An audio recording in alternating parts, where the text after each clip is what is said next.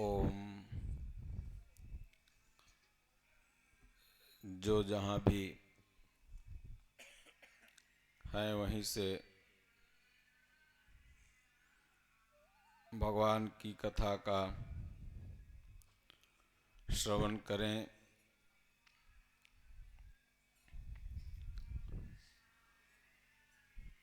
कथा ही, सत्संग ही आपके व्यथा को दूर कर सकता है। जो जन्म जन्मांतर के दुख हैं उसे नष्ट कर सकता है। और विवेक अगर किसी को मिला है तो सत्संग से। बाबा तुलसीदास जी ने मानस में कहा है कि बिनु सत्संग विवेक न होई, राम कृपा बिनु सुलभ न सोई। बिना संत के संग से, सत्संग से विवेक नहीं हो सकता है। विवेक का मतलब होता है सही गलत का परिणाम, सही गलत की पहचान कि सही गलत से हमें मिलेगा क्या। इसलिए आप लोग बहुत ही भाग्यशाली हैं जो आपके इस जगन्नाथपुर ग्राम में आज 6वां दिन षष्ठम दिवस में भगवान की लीलाओं का, श्रीमद् भागवत कथा का आप लोग श्रवण कर रहे हैं।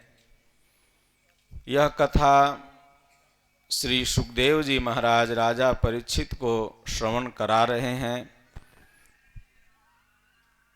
और वहीं एक परंपरा भक्तों ने बनाई कि कम से कम 7 दिन में हम सब लोग भी भक्तों के चरित्र का वर्णन सुन सकें। आज आप सब लोग को रुक्मिणी विवाह 16,108 विवाह का मतलब क्या होता है, प्रद्युम्न जन्म, श्यामंतक मणि का हरण, उसके बाद शिशुपाल वध, जरासंध वध और मित्रता का सबसे बड़ा उदाहरण भगवान श्री कृष्ण और सुदामा का चरित्र सुनने को मिलेगा। लास्ट में सुभद्रा हरण आप लोग सुन लेंगे। उसके बाद कथा का विश्राम, फिर कल सप्तम दिवस भागवत का पूर्णाहुति दिवस। वैसे तो आयोजन जायसवाल जी का 22 तारीख तक चलेगा, क्योंकि भंडारा 22 तारीख को है। और कल समापन के बाद 21 तारीख को शाम में यथार्थ गीता मंडली बस्ती के द्वारा 24 घंटे का अखंड गीता पाठ, अखंड यथार्थ गीता पाठ आप लोग इसी मंच से पूरी रात्रि सुनेंगे। जिसका मन होगा यहाँ बैठ के सुने, जिसका मन हो अपने घर से सुने, क्योंकि कितना शुभ संयोग है कि भागवत के बाद गीता पाठ भी हो रहा है। ऐसा समय मतलब के बहुत भाग्य से आता है कि भागवत कथा हो और उसके बाद गीता पाठ भी हो जाए, क्योंकि प्रभु श्री कृष्ण के मूल उपदेश गीता में ही सुरक्षित है। तो कम से कम आपके नगर बस्ती में भगवान श्री कृष्ण की वाणी यथार्थ गीता का भी बहुत सुंदर, बाद में या तो नीचे चल जा, तो बहुत ही सुंदर आवाज गूंजेगी, आप लोग श्रवण कीजिएगा। आइए हम सब लोग थोड़ा कीर्तन करते हैं भगवान का। लास्ट में हमारे बाबू साहब बैठे हुए हैं, राजेंद्र सिंह जी, इनका कुछ प्रश्न है, वो लास्ट में हम उत्तर देंगे। ये पूछेंगे तो, क्योंकि पहले दे देंगे तो ये भाग जाएंगे सूते। और आज हमें पता चला कि इन्होंने आश्रम के लिए कुछ ज़मीन भी दान दी है। बाबू साहब लोग ही, क्षत्रिय लोग ही अधिकांश ज़मीन वगैरह देते हैं, और पिलर वगैरह भी पड़ गया है। आपका मतलब कि बहुत ही ये पुनीत और पुण्य काम है। ये युगों युगों तक अगर आश्रम बन जाता है तो यहाँ के लोग, यहाँ के निवासी आपको याद करते रहेंगे, क्योंकि अपने लिए तो सब मरता है, समाज के लिए संत ही मरते हैं। और जब आश्रम बनेगा तो वहाँ कोई न कोई हमारे आश्रम का संत ही रहेगा, और वह ज्ञान की गंगा बहाता रहेगा। तो जल्द से जल्द हम कहेंगे बाबू साहब को कि कम से कम कुछ नहीं तो वहाँ धूना झोपड़ी ये 2 चीज़ बना दीजिए कि आरती पूजा चालू हो जाए, और पुजारी हम लोग आप ही को नियुक्त कर दें। डेली सुबह शाम आरती पूजा करते रहिए। तो आइए हम सब लोग कीर्तन की तरफ चलते हैं। ओम श्री सद्गुरुदेव भगवान की जय। बोलो जय सिया राम, जय जय सिया राम। बोलो जय सिया राम, जय जय सिया राम। बोलो जय गुरुदेवम, जय गुरुदेव। बोलो जय गुरुदेवम, जय गुरुदेव। गुरु निराकार है, महिमा अपार है। गुरु निराकार है, महिमा पार है। शरण में जो आ गया उसका बेड़ा पार है। शरण में जो आ गया उसका बेड़ा पार है। श्री राम जय राम, जय जय राम। श्री राम जय राम, जय जय राम। श्री राम जय राम, जय जय राम। श्री राम जय राम, जय जय राम। गुरु राखहि जो कोप विधाता। गुरु राखहि जो कोप विधाता। गुरु विरोध नहीं को जग त्राता। गुरु विरोध नहीं को जग त्राता। गुरु के वचन प्रतीत न जेहि। गुरु के वचन प्रतीत न जेहि। सपने हूँ सुगमन सुख सिद्धि तेहि। सपने हूँ सुखद सिद्धि मन देहि। श्री राम जय राम, जय जय राम। श्री राम जय राम, जय जय राम। जय गुरु पदयम्बुज अनुरागी। जय गुरु पदयाम्बुज अनुरागी।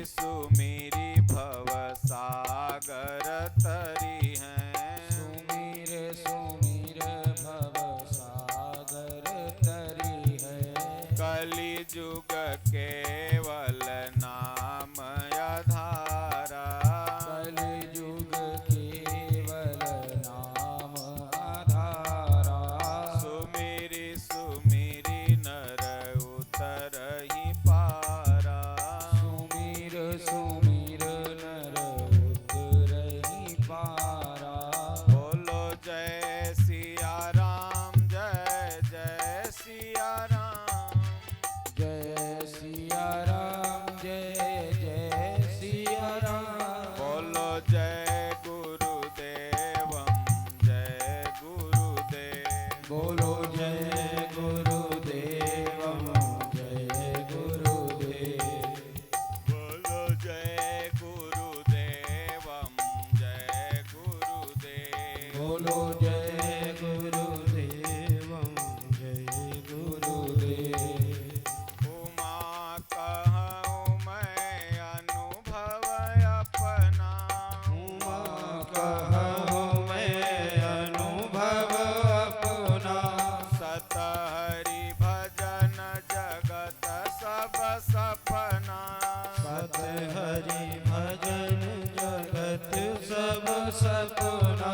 श्री राम जय राम, जय जय राम, बोलो श्री राम, जय राम, जय जय राम। श्री राम जय राम, जय जय राम, श्री राम, जय राम, जय जय राम। बोलिए श्री सद्गुरुदेव भगवान की जय। राजा रामचंद्र भगवान की जय। बांके बिहारी लाल की जय। सज्जनों, छठवें दिन भी राजा परीक्षित को सुखदेव महाराज इन कथाओं से अवगत कराते हैं, लेकिन उनका जो शारीरिक ममत्व है वो जाता नहीं है। भगवान ने कहा अर्जुन गीता में कि देहाभिमानियों की गति नहीं होती, तो देह के प्रति लगाव था।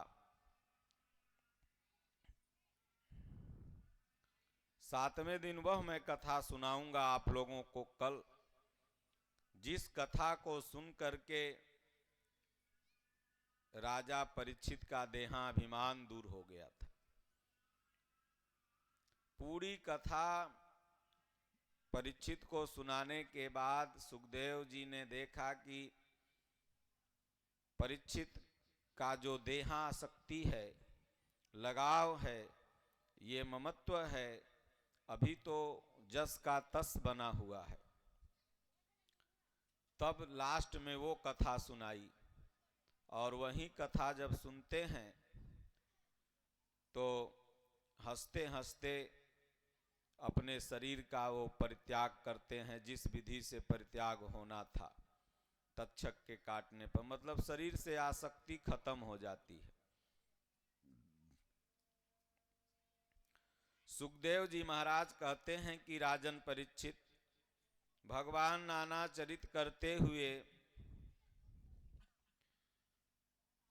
भक्तों के मन का रंजन करने वाले भगवान, भक्तों के मन को आनंद देने वाले भगवान मथुरा में, वृंदावन में, गोकुल में, बरसाना में, नंदगांव में नाना तरह की लीलाएं करते हुए, जिसको शेष शारदा भी वर्णित नहीं कर सकते, भगवान की इतनी लीलाएं थी, तो छोटी बुद्धि वाले मनुष्य क्या वर्णित कर सकते हैं। उसके बाद भगवान द्वारिका पहुंचते हैं। आप लोगों में से बहुत लोग हो सकता है द्वारिका गए भी हों।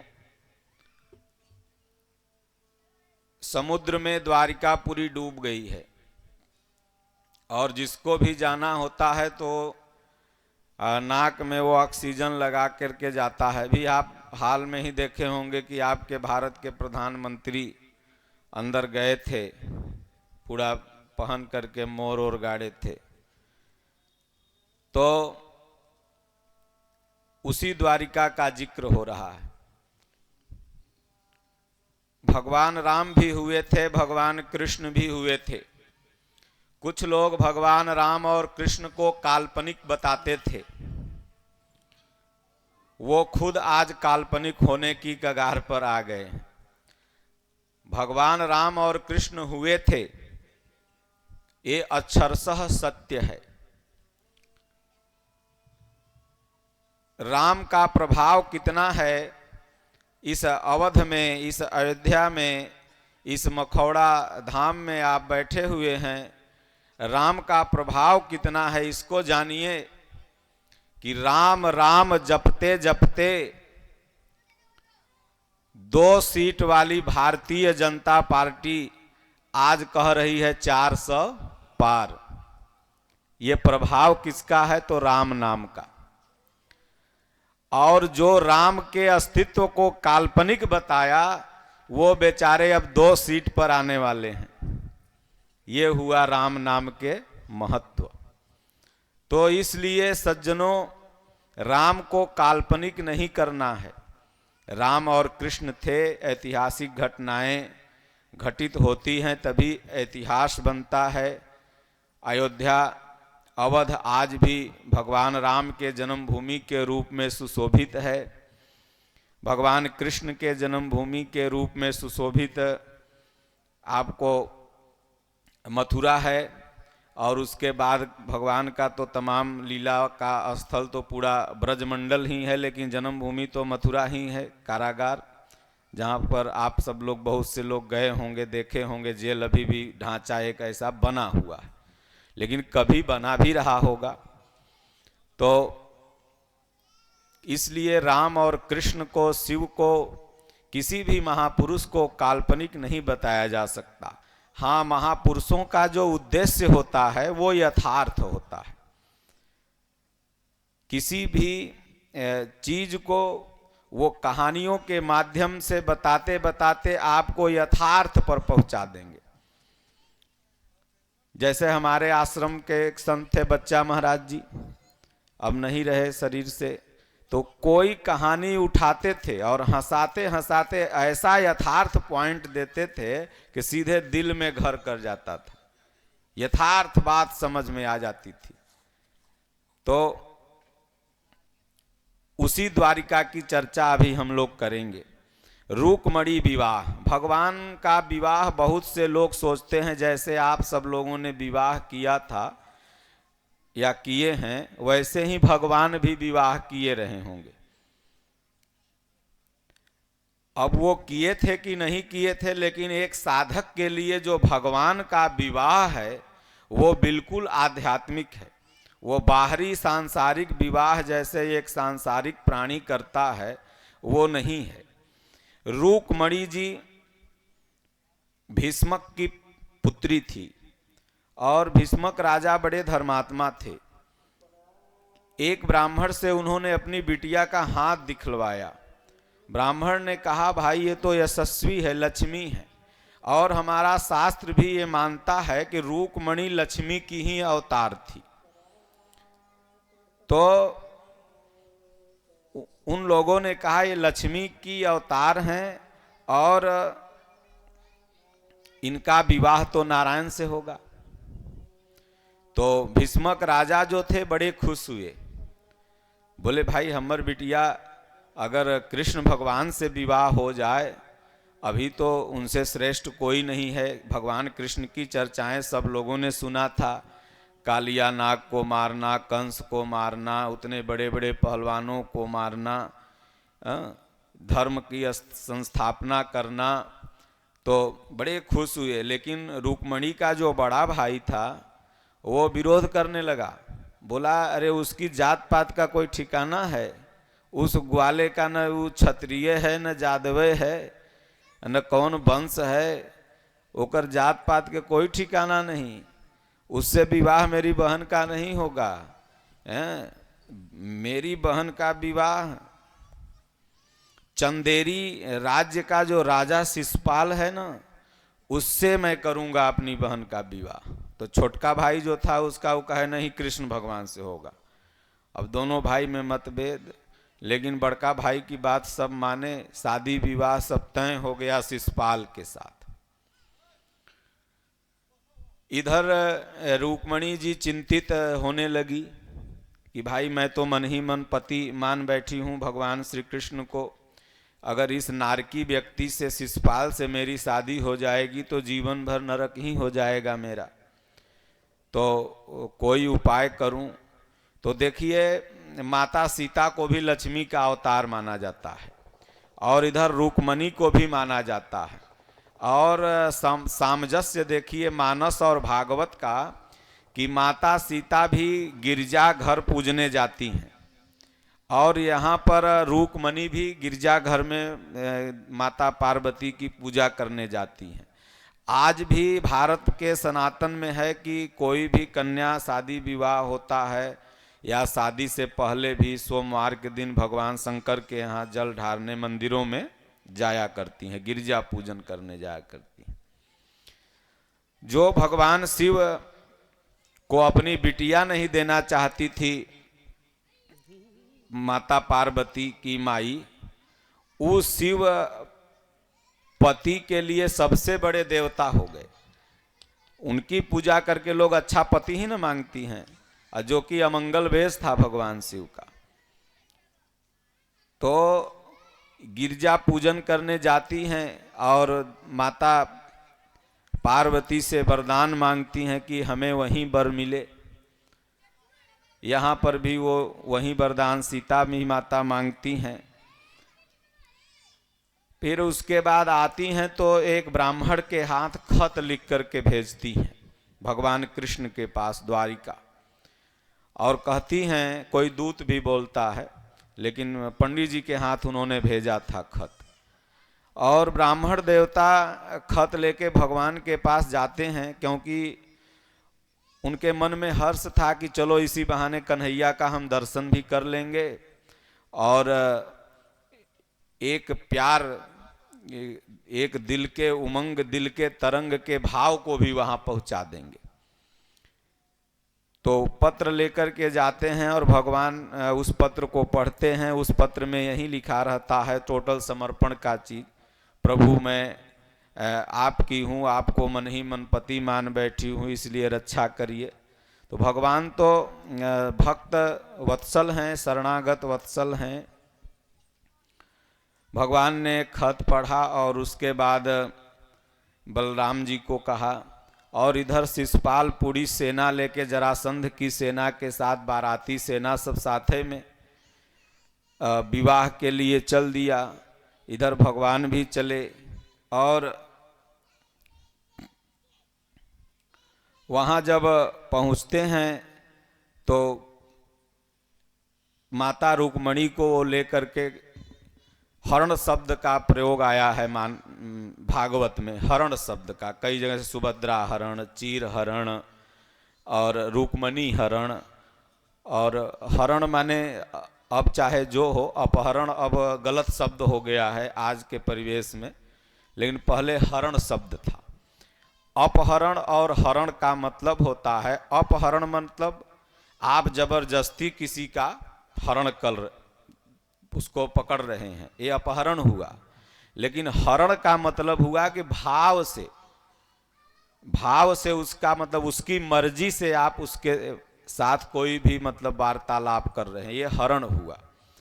तो भगवान ने हरण किया, फिर युद्ध भी हुआ। भगवान ने दोनों की सेनाओं को हराया भी।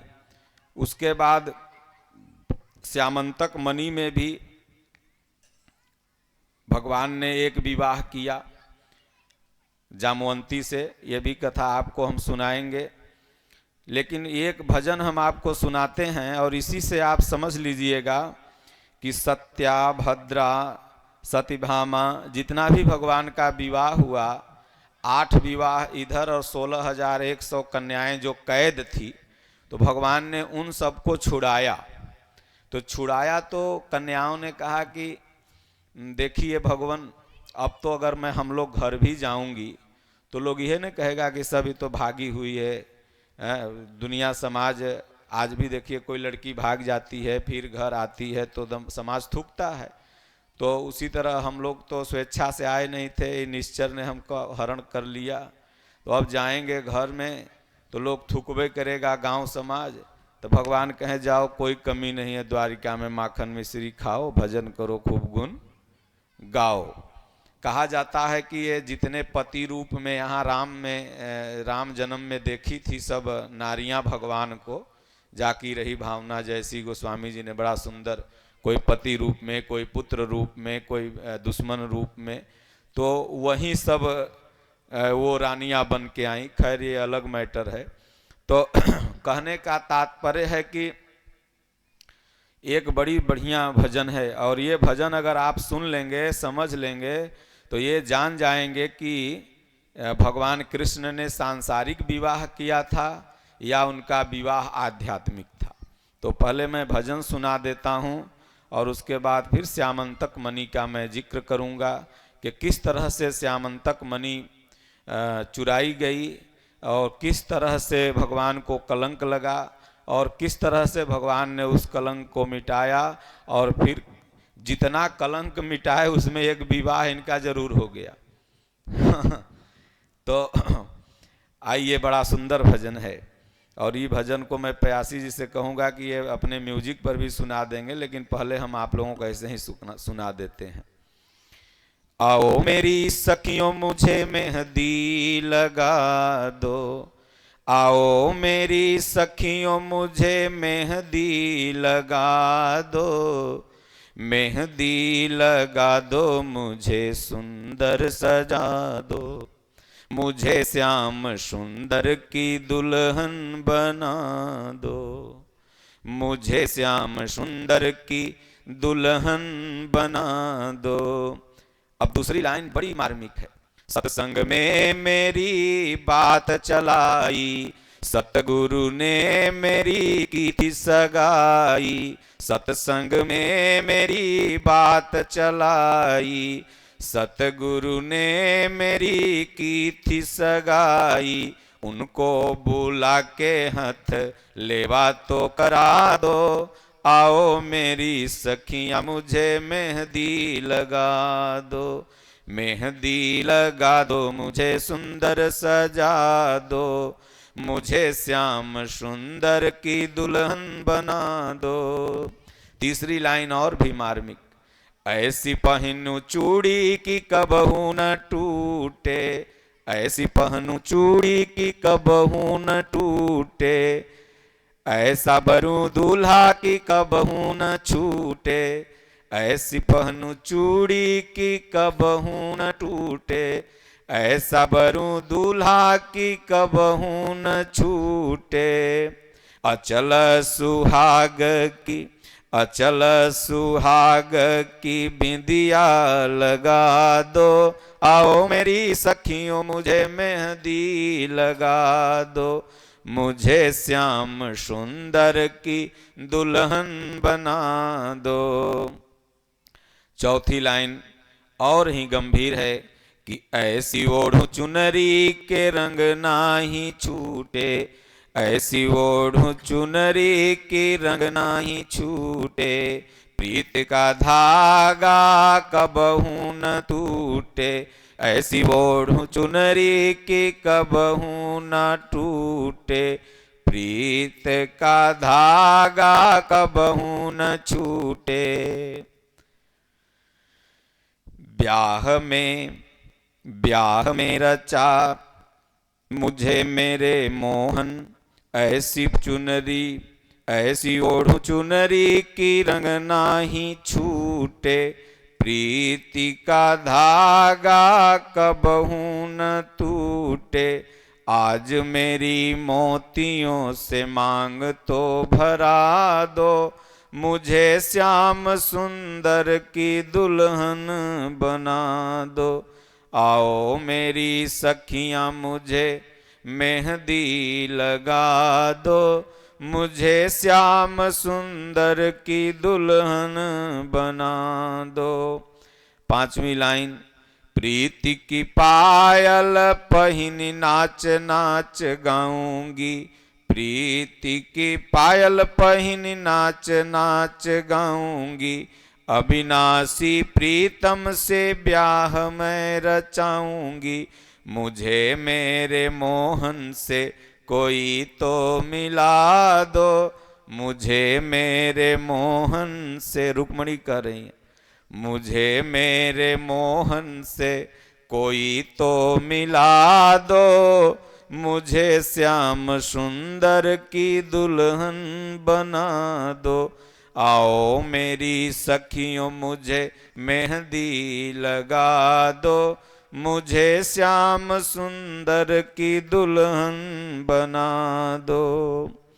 आगे कहती हैं कि भक्ति का सुरमा मैं आँख में लगाऊंगी, भक्ति का सुरमा मैं आँख में लगाऊंगी, दुनिया से नाता तोड़ उनकी हो जाऊंगी, भक्ति का सुरमा मैं आँख में लगाऊंगी, दुनिया से नाता तोड़ उनकी हो जाऊंगी, सदगुरु बुला के मेरे फेरे तो लगा दो, सदगुरु बुला के मेरे फेरे तो लगा दो, मुझे श्याम सुंदर की दुल्हन बना दो, आओ मेरी सखियों मुझे मेहंदी लगा दो, मुझे श्याम सुंदर की दुल्हन बना दो।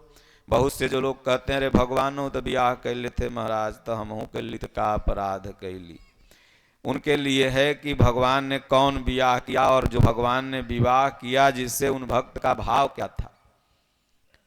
अरे भगवान को ब्याह करके सृष्टि जन्माना है तो फिर वो भगवान कौन चीज का, उनके तो सृष्टि प्रलय से भ्रिकुट के टेढ़ी होने से प्रलय होता है, और जिधर कृपा कर दें अपने सृष्टि का न जाने कई सृष्टि बन जाएगी, वो ब्याह करी हैं तब लड़का हुई हैं तो ये आध्यात्मिक चीजें हैं।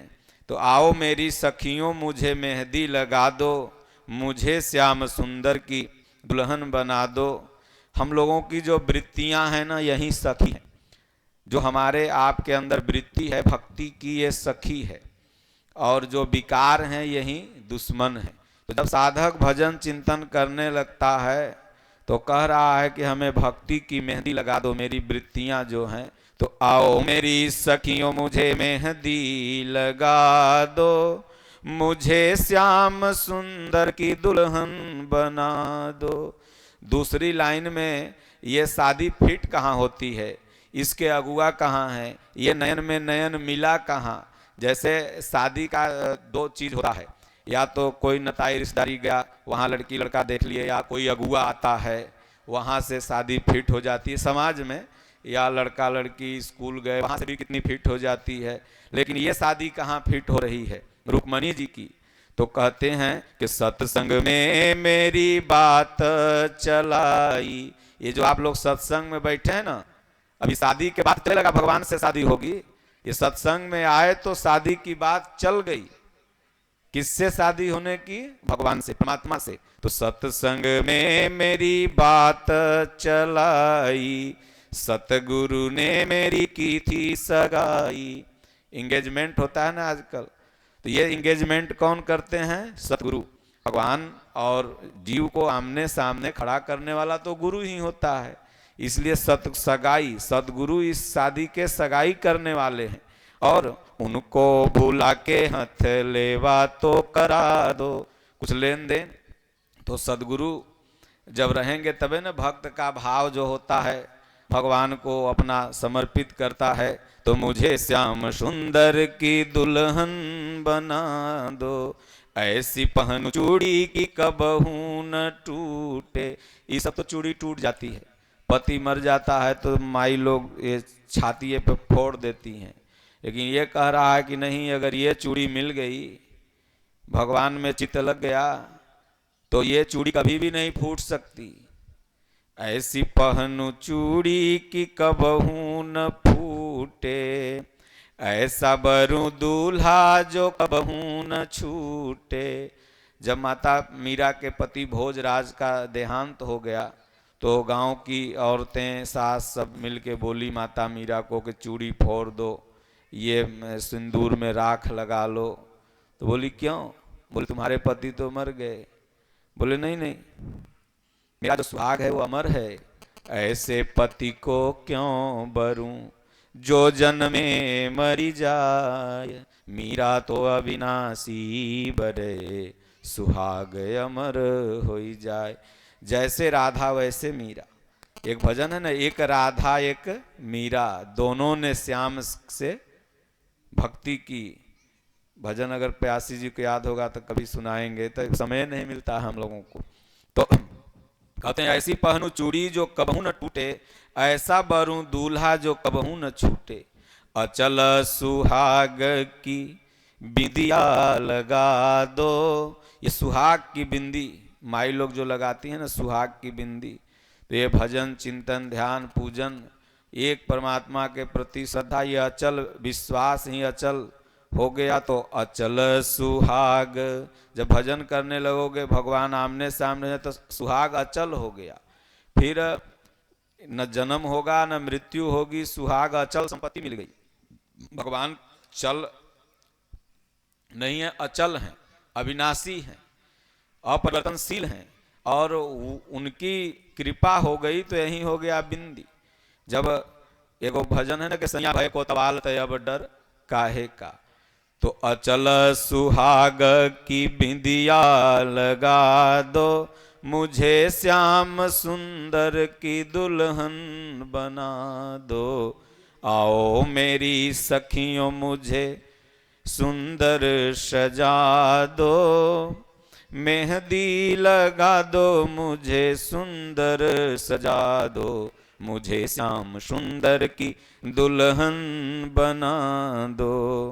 आगे कहती हैं ऐसी ओढ़ चुनरी की रंग नाही छूटे, प्रीत का धागा कबहू न टूटे। ऐसी चुनरी, कबीर साहब ने कहा कि ये चुनरी में दाग कहाँ से लागल, कौनो अनुरूप से चोरवा आइल दाग लगा के भागल। तो ऐसी चुनरी ओढ़ूंगी, भजन चिंतन की चुनरी ऐसी ओढ़ूंगी, गुरु के बताए हुए मार्ग पर चलेंगे उसकी चुनरी ओढ़ूंगी।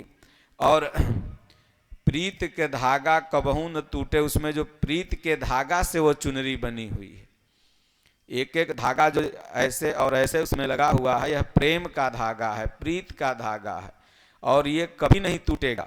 जब एक कुछ समय ऐसा होता है, भाव को भाव होते रहता है भजन भक्ति में, लेकिन कुछ स्तर के बाद ऐसा भाव हो जाता है वो कभी टूटता नहीं बल्कि बढ़ता ही जाता है। तो प्रीत का धागा कबहू न टूटे, आज मेरी मोतियों से मांग तो भरा दो। आज तक किसी का मांग भरा है? जो चाहे और मांगते ही गया। मांग, एक मांग तो ये हो गया माताओं का जो सिंदूर लगाती हैं, एक मांग माने हो गया चाह। चाह गई तो समझ लीजिए कि आपका मांग भर गया। तो मांग कब भरेगी? जब राम नाम के हीरे मोती आप के इस मांग में आ जाएंगे। तो यही कहते हैं कि आज मेरी मोतियों से मांग तो भरा दो। ये राम नाम का इतना आपके पास खजाना हो गया कि सारी मांग आपकी भर गई, खत्म, फिर अब कुछ नहीं चाहिए भगवान, बस आप चाहिए। तब आप हो जाएंगे कैसे? कर्ण जैसा। कर्ण ने कहा प्रभु आपसे क्या मांगू, अभी तो 2 मिनट पहले आप हमसे मांग रहे थे। सारी मांग खत्म। चाह गई चिंता मिटी मनवा बेपरवाह, जाको कछु न चाहिए सोई साहन साह।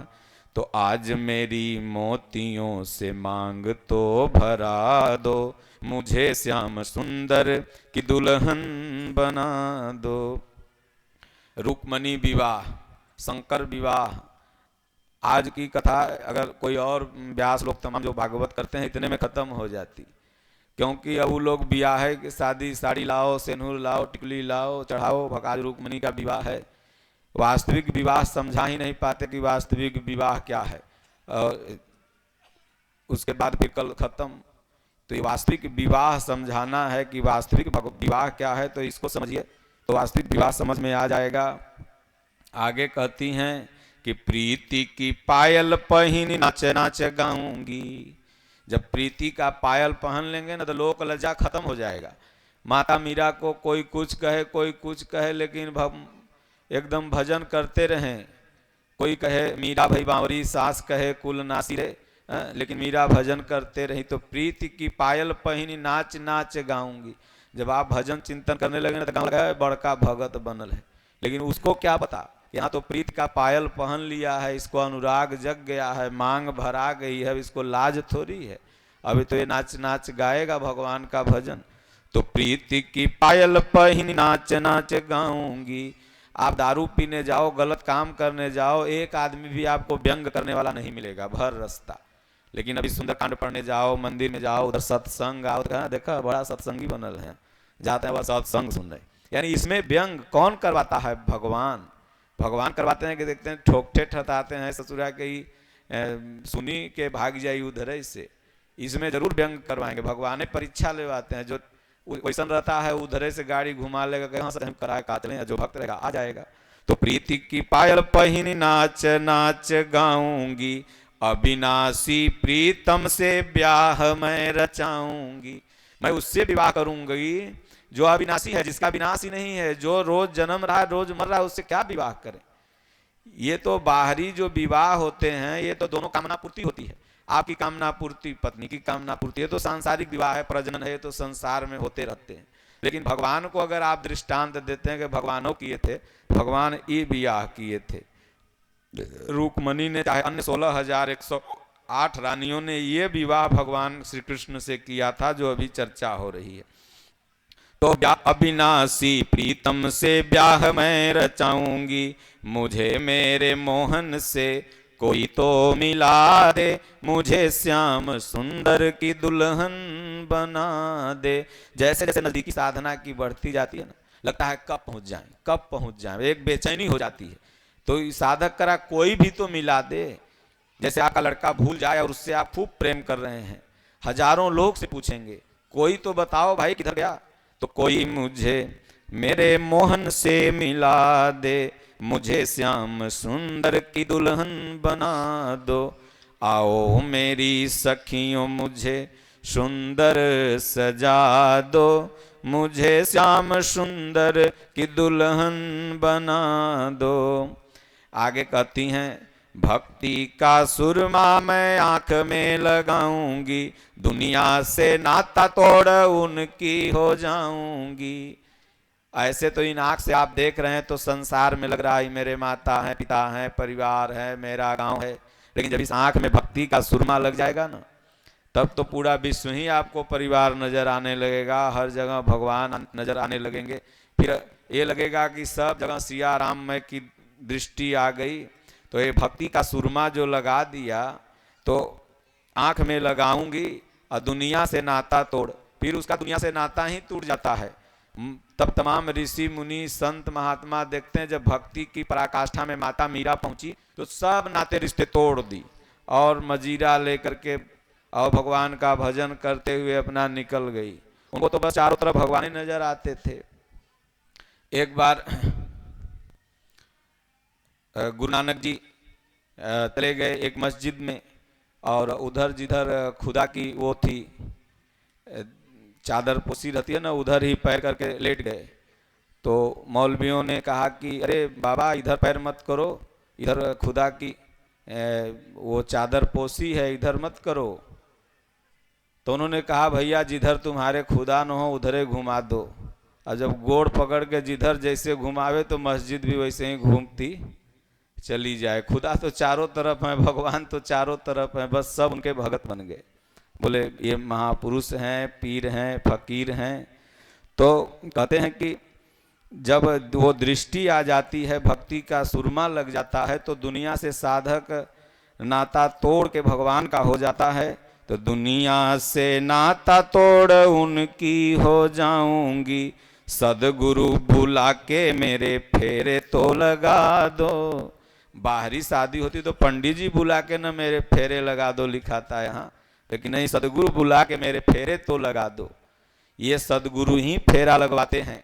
भगवान खड़े हैं और गुरु बता देंगे कि वो भगवान रहे, तब जाकर के मन में विश्वास होगा।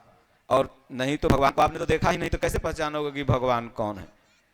सुतीक्षण जी ध्यान कर रहे थे तो अंदर जो रूप आया, थोड़ा सा भगवान ने हटा लिया तो चकबका के खोले तो वही रूप बाहर दिखने लगा, लेकिन बताया तो गुरु जी ने था। तो इसलिए सदगुरु बुला के मेरे फेरे तो लगा दो, मुझे श्याम सुंदर की दुल्हन बना दो, आओ मेरी सखियों मुझे मेहंदी लगा दो, मुझे श्याम सुंदर की दुल्हन बना दो। तब ये भजन बड़ा सुंदर है।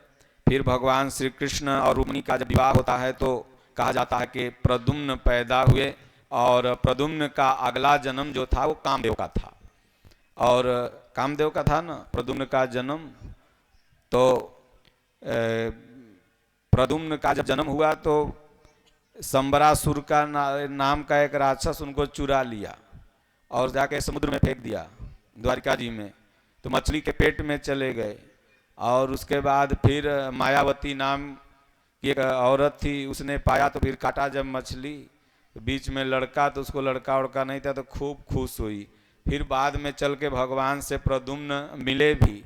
तो कामदेव जब भगवान शिव की परीक्षा लेने गए थे तो तब शिव तीसर नयन उघारा, तुरंत ही दृष्टि जैसे ही पड़ी तो कामदेव नष्ट हो गए, तो साधु मुनि अकंटक हो गए। तो फिर कामदेव की पत्नी रति बेचारी रोने लगी, भोलेनाथ कुछ तो करो। तो कहें भाई अभी तक तुम्हारा पति अनंग रहेगा, लेकिन जब द्वापर युग आएगा तो कृष्ण तनय होई हैं, तो इसलिए फिर कृष्ण भगवान का पुत्र बन के आएंगे और फिर वहीं पर तुम्हारा मिलाप होगा। तो ये 16,108 का जो भाव है शादी का, नहीं तो भला एक पत्नी जिसको रहती है उ तो माथा के बाल चुन ले, जरा 16,108 रहते वो तो कृष्ण भगवान हार्ट अटैक करके मर जाएंगे, नहीं समझ रहे। एक महात्मा बैठे थे कुआं के किनारे, विचरण करते हुए जा रहे थे, तो वहीं उनको सोचे कि हवा लगी रहा है, खाना मिल ही गया है एक भगत के पास, तो यही कुआं के किनारे जगत जैसे कुआं है ना, चौड़ा जगत था, सोचे यहीं सो लेते हैं। बगल में भोलेनाथ का मंदिर भी था।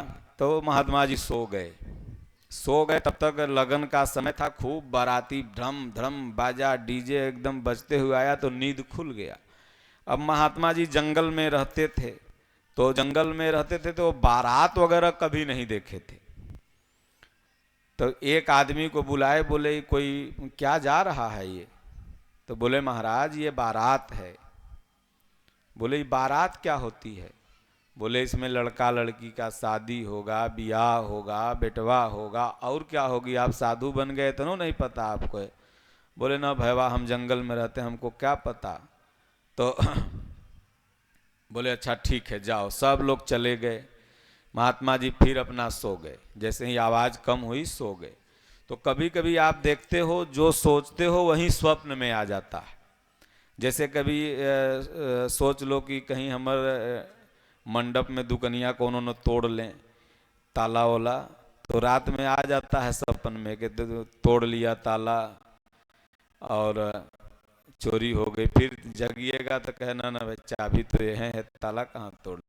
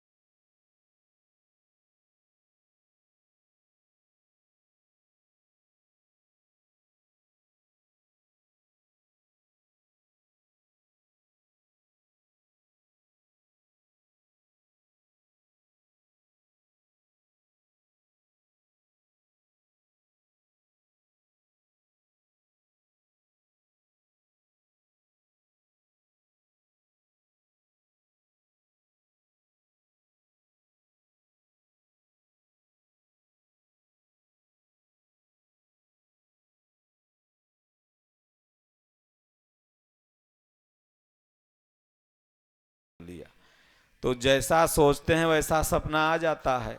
तो महात्मा जी वहीं शादी विवाह के बारे में सोचते सोचते सो गए थे। तो महात्मा जी ने देखा कि स्वप्न में कि मेरी भी शादी हो रही है। महात्मा जी अपनी शादी देख रहे हैं कि मेरी शादी हो रही है। औरत आई तो कह रही है कि थोड़ा उधर सुतिए, बीच में जो लड़का आपका है ना इसको सुताएंगे। तो महात्मा जी पलंग पर, तो सोचे कि हम पलंग पर सुतल हैं, लेकिन सुतल थे तो कुआं के किनारे। अब जब घस के लड़का के सुतावेला तो चप दे चले गए कुआं में। वो तो सपना देख रहे थे, सोचे कि पलंगिया पर इधर से इधर हो जाते हैं, बीच में लड़कवा सुताएगी। तो चप बदे चले गए 40 फीट नीचे। एगो रस पकड़ा गया, शोर कैसे हूँ वही पकड़ के लटकल हैं। उधर डीजे बज रहा है, हल्ला तो कर रहे हैं, कोनो सुने तब ना। भर रात कैसे हूँ लटकल रहे। तो मलाओ गर्मी का दिन था, ज़्यादा ठंडा नहीं लगा। जब हल्का हल्का 4 बजा तो शंकर जी के मंदिर धोने के लिए लोग आते हैं भोलेनाथ का। तो भक्त लोग आए तो इन्होंने ऊपर आवाज़ देखा तो नीचे से आवाज़ दिया बचाओ बचाओ, तो सब लोग आए। तो भारत में देखिए गमछी वमछी लोग रखते हैं इसीलिए। तो 3-4 भक्त थे, वो गमछी रखे थे, सब गमछी आपस में जोड़ के डाले। बोले महात्मा जी बताइए इतना चौड़ा जगत है, आपको दिमाग उमाग है, कुआं में कैसे गिर गए? बोले अरे पहले निकालो तो न, कुल कहानी बताते हैं। सब पकड़ के खींच के बाहर किया। तो बोले अब कैसे बताओ कैसे गिर गए कुआं में? बोले देख भैया सपना में हम देखे कि हमारे बियाह हो रहा है। और औरत आई और बोली कि उधर घस को, बीच में बच्चा सुताएंगे। और जैसे ही घस के कि चप बदे चले गए कुआं में। बोले जब सपने के बियाह में 60 फीट नीचे कुआं में गए, और जेकर सचहूँ के बियाह होता होगा पंडित जी वो कई फीट नीचे जाएगा, कर तो भगवान नहीं मालिक है। राजेंद्र सिंह वो तो 90 फीट जेते कि 100 फीट जेते कि साला 84 लाख उन्हीं में भटकत रहते, कौन जाने। जेकर सचहूँ के सपने के बियाह भैले तो चले गए छप बदेना 80 फीट। तो लोग सोचता है कि भगवान रामो वैसने बियाह किए थे, भगवान कृष्णो वैसने बियाह किए थे, शंकरो भगवान ऐसने बियाह किए थे। और कथावाचक लोग खुद बियाह कैले रहते हैं, इसलिए बाहरी बियाह वाला बात बता बता के बढ़िया बढ़िया साड़ी गोली आते हैं। नहीं समझ रहे हो? आंतरिक विवाह तो बताएंगे नहीं कि जीव और शिव के मिलन का नाम ही विवाह है। तो कहने का तात्पर्य है, आप वही भजन सुना दीजिए जो अभी हमने सुनाया। म्यूजिक के साथ भजन बड़ा अच्छा लगता है। तब उसके बाद हम श्यामंतक मणि के बारे में जिक्र करते हैं।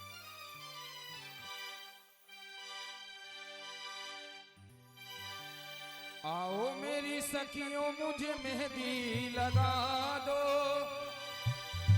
मेहंदी लगा दो मुझे ऐसी सजा दो, मुझे श्याम सुंदर की दुल्हन बना दो, मुझे श्याम सुंदर की दुल्हन बना दो। आओ मेरी सखियों मुझे मेहंदी लगा दो, मेहंदी लगा दो मुझे ऐसा सजा दो, मुझे श्याम सुंदर की दुल्हन बना दो, मुझे श्याम सुंदर की दुल्हन बना दो।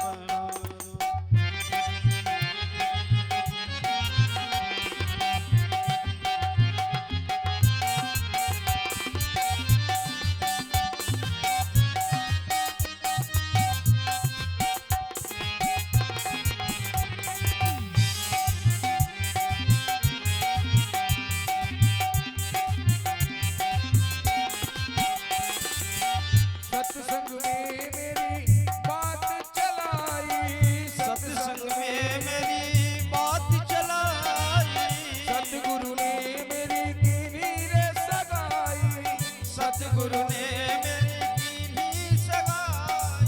उनको बुलाते हैं ले बातों करा दो, उनको बुलाते हैं ले बातों करा दो, मुझे श्याम सुंदर की दुल्हन बना दो, मुझे श्याम सुंदर की दुल्हन बना दो।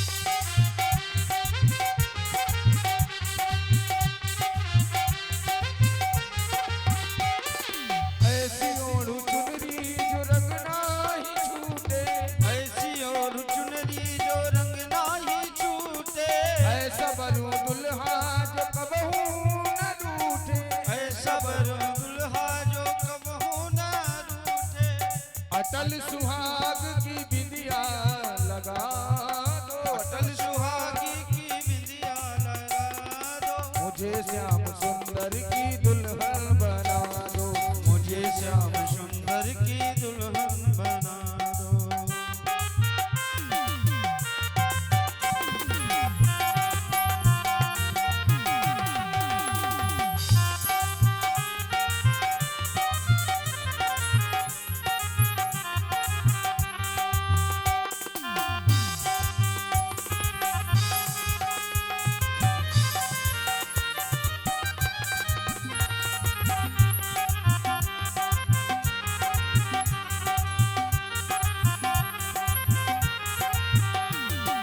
ऐसी पहनूं चूड़ी जो कबहू न टूटे, ऐसी पहनूं चूड़ी जो कबहू ना टूटे, प्रेम प्रीत धागा जो कबहू न टूटे, प्रेम प्रीत धागा जो कबहू ना टूटे।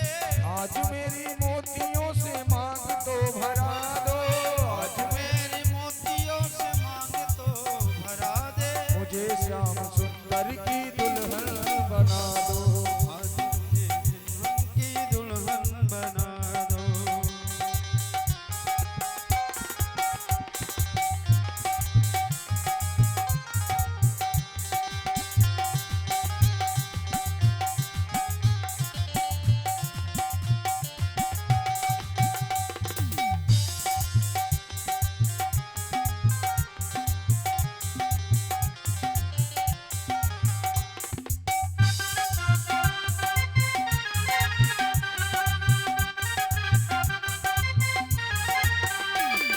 भक्ति का सुरमा मैं आंख में लगाऊंगी, भक्ति का सुरमा मैं आँख में लगाऊंगी, दुनिया से नाता तोड़ उनकी बन जाऊंगी, दुनिया से नाता तोड़ उनकी बन जाऊंगी। सतगुरु को बुला के मेरे फेरे तो पड़वा दो, सतगुरु को बुला के मेरे फेरे तो पड़वा दो, मुझे श्याम सुंदर की दुल्हन बना दो, मुझे श्याम सुंदर की दुल्हन बना दो।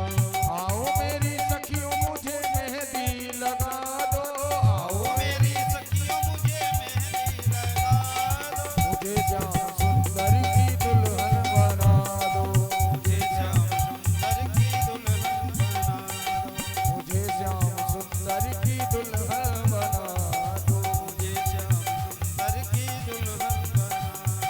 मुझे श्याम सुंदर की दुल्हन बना दो।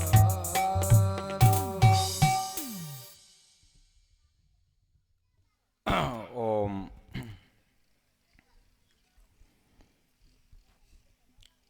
सुखदेव जी महाराज राजा परीक्षित को भागवत कथा सुनाते हुए कहते हैं कि भगवान श्री कृष्ण ने किस तरह से अपने भक्त जामवंत को दिया हुआ वचन पूरा करते हैं रामा अवतार में। क्योंकि जामवंत ने कहा था प्रभु फिर कभी आपका दर्शन होगा क्या। भगवान ने कहा कि जब जोड़ा पहलवान मिल जाएगा समझ लेना कि हम ही हैं। तो भूमिका यहाँ से है कि सत्राजीत नाम का एक राजा था जो भगवान सूर्य का अनन्य भक्त था।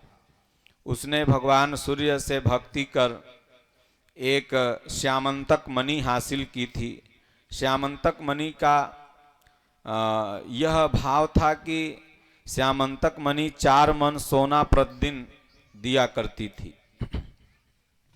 तो उग्रसेन ने सोचा कि ये राक्षस के पास अगर रहेगी तो ये बलवान होगा। तो उग्रसेन ने मजाक में ही सत्राजीत से कहा कि ऐसा करो ये मणि तुम हमको दे दो। तो उसने कहा कि नहीं ये मणि मैं आपको नहीं दे सकता। तो घर में जैसे कोई भी चीज़ टंगा रहता है तो कभी आपका छोटा भाई पहन लेता है, कभी कोई पहन लेता है। तो प्रसेनजीत नाम का उसका छोटा भाई था सत्राजीत का। तो मणि ऐसे ही रखी हुई थी तो वो जा रहा था और अपना पहन लिया।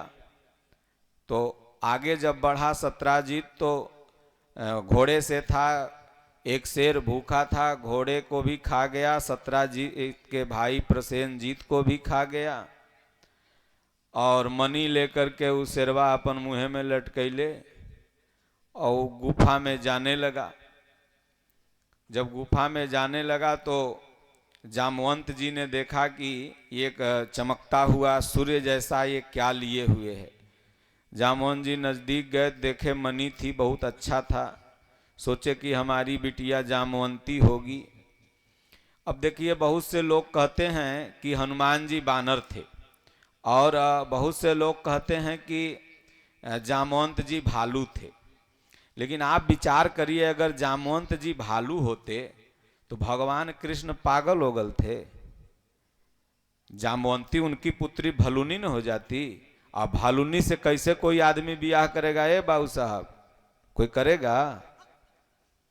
नहीं ना कर पाएगा। अब भगवान कृष्ण का जामवंती से विवाह हुआ था। अगर अर्जुन किसी नाग कन्या से विवाह करता है तो क्या नाग के साथ कोई व्यक्ति सो सकता है, रह सकता है? नाग कन्या के साथ नाग कन्या तो नागिन होगी। तो इससे यह साबित होता है कि उस समय की तत्काल ये जातियां थी। यक्ष, नर, किन्नर, नाग, बानर, ये उस समय की जातियां थी और उन जातियों में विवाह होता जाता था। तो इससे ये साबित होता है। तो इस भ्रम को आप लोग दूर करिए, और गोस्वामी जी ने भी इस भ्रम को दूर किया है मानस में।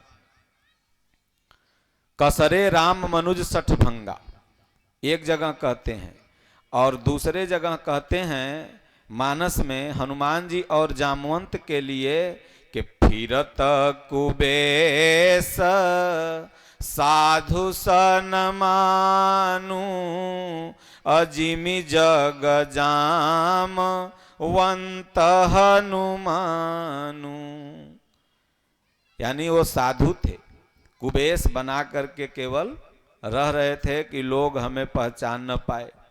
तमाम महात्मा बड़े छिपे रुस्तम रहते हैं, लोग पहचान ही लेगा ये महात्मा है तो भीड़ मचा देंगे ना, और फिर उनका भजन खंडित होने लगेगा।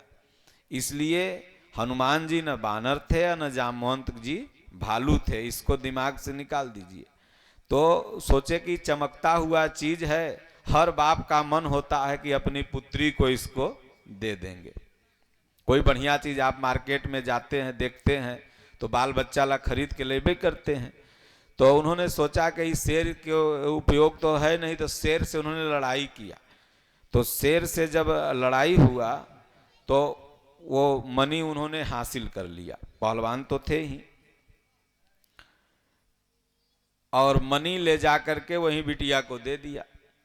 अब इधर जो सत्राजीत राजा था ये सोचा कि उग्रसेन मणि मांग रहे थे और उन्हीं के मन में मणि के प्रति लोभ था, पाप था, और ये कृष्ण से मेरे भाई को मरवा के प्रसेनजीत को वो मणि कहीं न कहीं कृष्ण ही चुरा लिए। अब मार्केट में हल्ला कर दिया कि कृष्ण भगवान ने मेरे भाई को मार करके और मेरी मणि ले ली 4 मन सोना के लोभ से। तो भगवान को एक कलंक लग गया, और कलंक जो होता है वो तो प्रायश्चित में या तो धुलता है या तो उसका आप बिल्कुल सर्टिफाइड करवा दीजिए कि हम ये चीज नहीं किए हुए हैं। 2 ही उपाय है उसको धोने का। तो भगवान सोचे कि भाई हमने तो लिया नहीं है, फिर ये कलंक कैसा?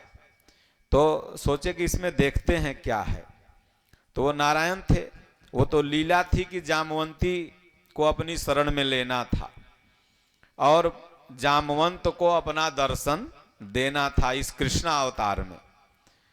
तो भगवान वहीं प्रसेनजीत का जो घोड़ा था उसी के पग का निशान देखते देखते वहां तक गए जहां पर वो दोनों मरे थे, घोड़े के पग के निशान से। और उसके बाद वहां पर उसके आगे जो निशान था वो घोड़ा का खत्म हो गया था, शेर के पंजे का निशान हो गया था। अब पहले ही आरसीसी वगैरह जंगल में थोड़ी हुआ करते थे, बालू वगैरह रहता होगा, निशान बन गए। तो भगवान समझ गए कि ये शेर इसको खाया है। अब वहां से शेर का निशान देखते देखते वो गुफा में पहुंच गए। गुफा में जब पहुंचते हैं तो जामवंत जी बैठे हुए हैं और वो गुफा में लाइट बत्ती का कोई काम नहीं, गुफा में उस मणि से ही गुफा प्रकाशित हो रही है। राम भगति मणि उर्बस जाके दुख लवलेसन सपने होता के। मणि क्या है? भगवान की भक्ति। इस अज्ञान गुफा में, हृदय में अज्ञान है, लेकिन आ जाएगी तो प्रकाश हो जाएगा। तो भगवान जाते हैं और कहते हैं कि जामवंत जी, हे ऋक्ष, आप ये मणि दे दीजिए, क्योंकि इस मणि के चलते हमारे ऊपर कलंक लग गया। तो जामवंत कहते हैं कि ये कैसे हो सकता है? इस मणि को मैंने लड़ाई करके लिया है, तो आप मुझसे युद्ध करिए। और युद्ध अगर करते हैं तो जैसे मैं शेर से जीत करके ले लिया, वैसे आप अगर जीत जाते हैं तो ले लीजिएगा। पहले जीत हार पर बहुत कुछ होता था। पहले अगर कोई राजा जीत गया तो राज्य उस राजा का हो गया, हार गया तो अपना राज्य फिर दे के चला जाएगा। पहले निशाना लग गया तो लड़की का विवाह हो जाता। तमाम अर्जुन ने विवाह किया तो निशाने लगा के कर लिया। द्रौपदी या आप धनुष टूटा, भगवान ने तोड़ा, विवाह हो गया। तो पहले एक शर्त रखा जाता था विवाह शादी इत्यादि में। तो दोनों में युद्ध होने लगा। और इधर जामवंत जी सोच रहे थे मन ही मन बहुत दिन से कि बहुत दिन हो गया, भगवान कहे थे मैं दर्शन दूंगा, अब भगवान कभी झूठ नहीं बोलते हैं। तो लड़ाई जब चालू होने लगी, दोनों में लोगों में मल्ल युद्ध होने लगा। द्वापर युग में मल्ल युद्ध बहुत होता था। अब इधर कट्टा पिस्तौल बंदूक चल गया, ढुसुम ढुसुम मार दे। पहले नहीं, पहले मल्ल युद्ध बहुत। भगवान कृष्ण बचपने से मल्ल युद्ध किए, मारे चारूण मुष्टिक। और उसके पहले से पहलवानी थी। उसके बाद जरासंध को मरवाए भगवान भीम से, तो मल्ल युद्ध में मरवाए। तमाम और कई जगह महाभारत में दृष्टांत आया है मल्ल युद्ध का, जिसको आज आप लोग अखाड़ा कहते हैं, कुश्ती कहते हैं। आज भी पहले कुश्ती होती थी, आज भी गांव समाज में होती है। हमारे दादा गुरु महाराज कुश्ती लड़ते थे, पहलवान थे। और संजोग मनाइए, यहीं देवरिया जिला है बगल में ही आपके, वहीं पर ऐसे महापुरुष का आविर्भाव हुआ था। और संजोग की बात आपको यह बता दूं कि हमारे स्वामियों जी कुश्ती लड़ते थे। दादा गुरु महाराज के जो चेला जिन्होंने यथार्थ गीता लिखा है, हमारे पूज्य गुरुदेव भगवान, ये भी कुश्ती लड़ा करते थे। और आज आप देखते होंगे कि महाराज जी कुश्ती के बड़ा शौकीन हैं। जहाँ जाएंगे कुश्ती लड़वाएंगे, अगर नहीं कोई रहेगा तो दो छोटा छोटा बच्चों को ही लड़वाएंगे। तो वो देखते भी हैं और एक कहीं न कहीं पुरानी सभ्यता को बरकरार रखते हैं, ताकि लोग देख करके इन सभ्यताओं को भूले नहीं। कुश्ती, तैरना, गाड़ी चलाना एक ऐसा व्यायाम है जिससे शरीर के हर अंग का व्यायाम एक बार में हो जाता है और शरीर पुष्ट रहता है। तो भगवान पटकनी दें कई बार, तब वो समझ गए कि अब इनसे जीत नहीं रहे हैं, बस वो हैं, नारायण हैं, स्वयं राम जी हैं। बस दंडवत किए, बोले प्रभु मैं पहचान लिया, कृपा करके वही मोहनी रूप में दर्शन दे दीजिए। इस रूप में तो मेरा भाव आपके प्रति नहीं है, कृष्ण अवतार में भाव तो वही है। हनुमान जी से किसी ने कहा कि कृष्ण भगवान आए, तो हनुमान जी के हमसे क्या मतलब, राम जी आएंगे तो मैं जाऊंगा। तो भगवान राम रूप में गए, तो फिर हनुमान जी जाके दर्शन किए। तो भगवान वहीं रामा अवतार में दर्शन दिया। उसके बाद फिर बोले अब मणि दे दो। बोले भगवान मेरे सामने एक समस्या है। बोले क्या समस्या है? बोले देखिए, बेटी को कोई चीज अगर दे दिया जाता है तो बेटी से लिया नहीं जाता है, ये समस्या है। जैसे आप लोग बेटी को कोई सामान घर से लाती है तो नहीं लेते हैं, आज बहुत लोग नहीं लेते हैं, अब बहुत सारे लोग ले भी रहे हैं, लेकिन पहले का ये नियम है कि बेटी को कोई भी चीज दे दिया गया तो लोग मांग नहीं सकते, वो दान हो गया ना। और आपने अगर ये गिलास हमको दान दे दिया तो मांग नहीं सकते। तो भगवान कहें तब क्या? तो बोले इसके लिए विवाह करना होगा, बेटी ले जाइए, मनी वैसे ही आपका हो जाएगा। तमाम लोग नवासा में कैसे जमीन पा जाते हैं? बोले बेटी ले जाइए, सब आपका हो गया। भगवान ने कहा चलो भाई, उधर 16,100 है ये हैं, रुकमणी है ये हैं, एक औरों रहेंगी, कोई दिक्कत नहीं। वहीं माखन मिश्री के कोई कमी नहीं है, वहाँ खाएगी भजन करेगी अपना, क्या दिक्कत है। भगवान ने लिया और चल दिए। उसके बाद कृष्ण भगवान पर जो कलंक लगा था वो खत्म हो गया, लेकिन सतधनवा नाम का राक्षस फिर मनिया चुरा लिया और वो चुरा के अक्रूर को दे दिया। तो बाद में फिर भगवान जाने भी तो अक्रूर के प्रति भगवान का थोड़ा भाव कम हो गया।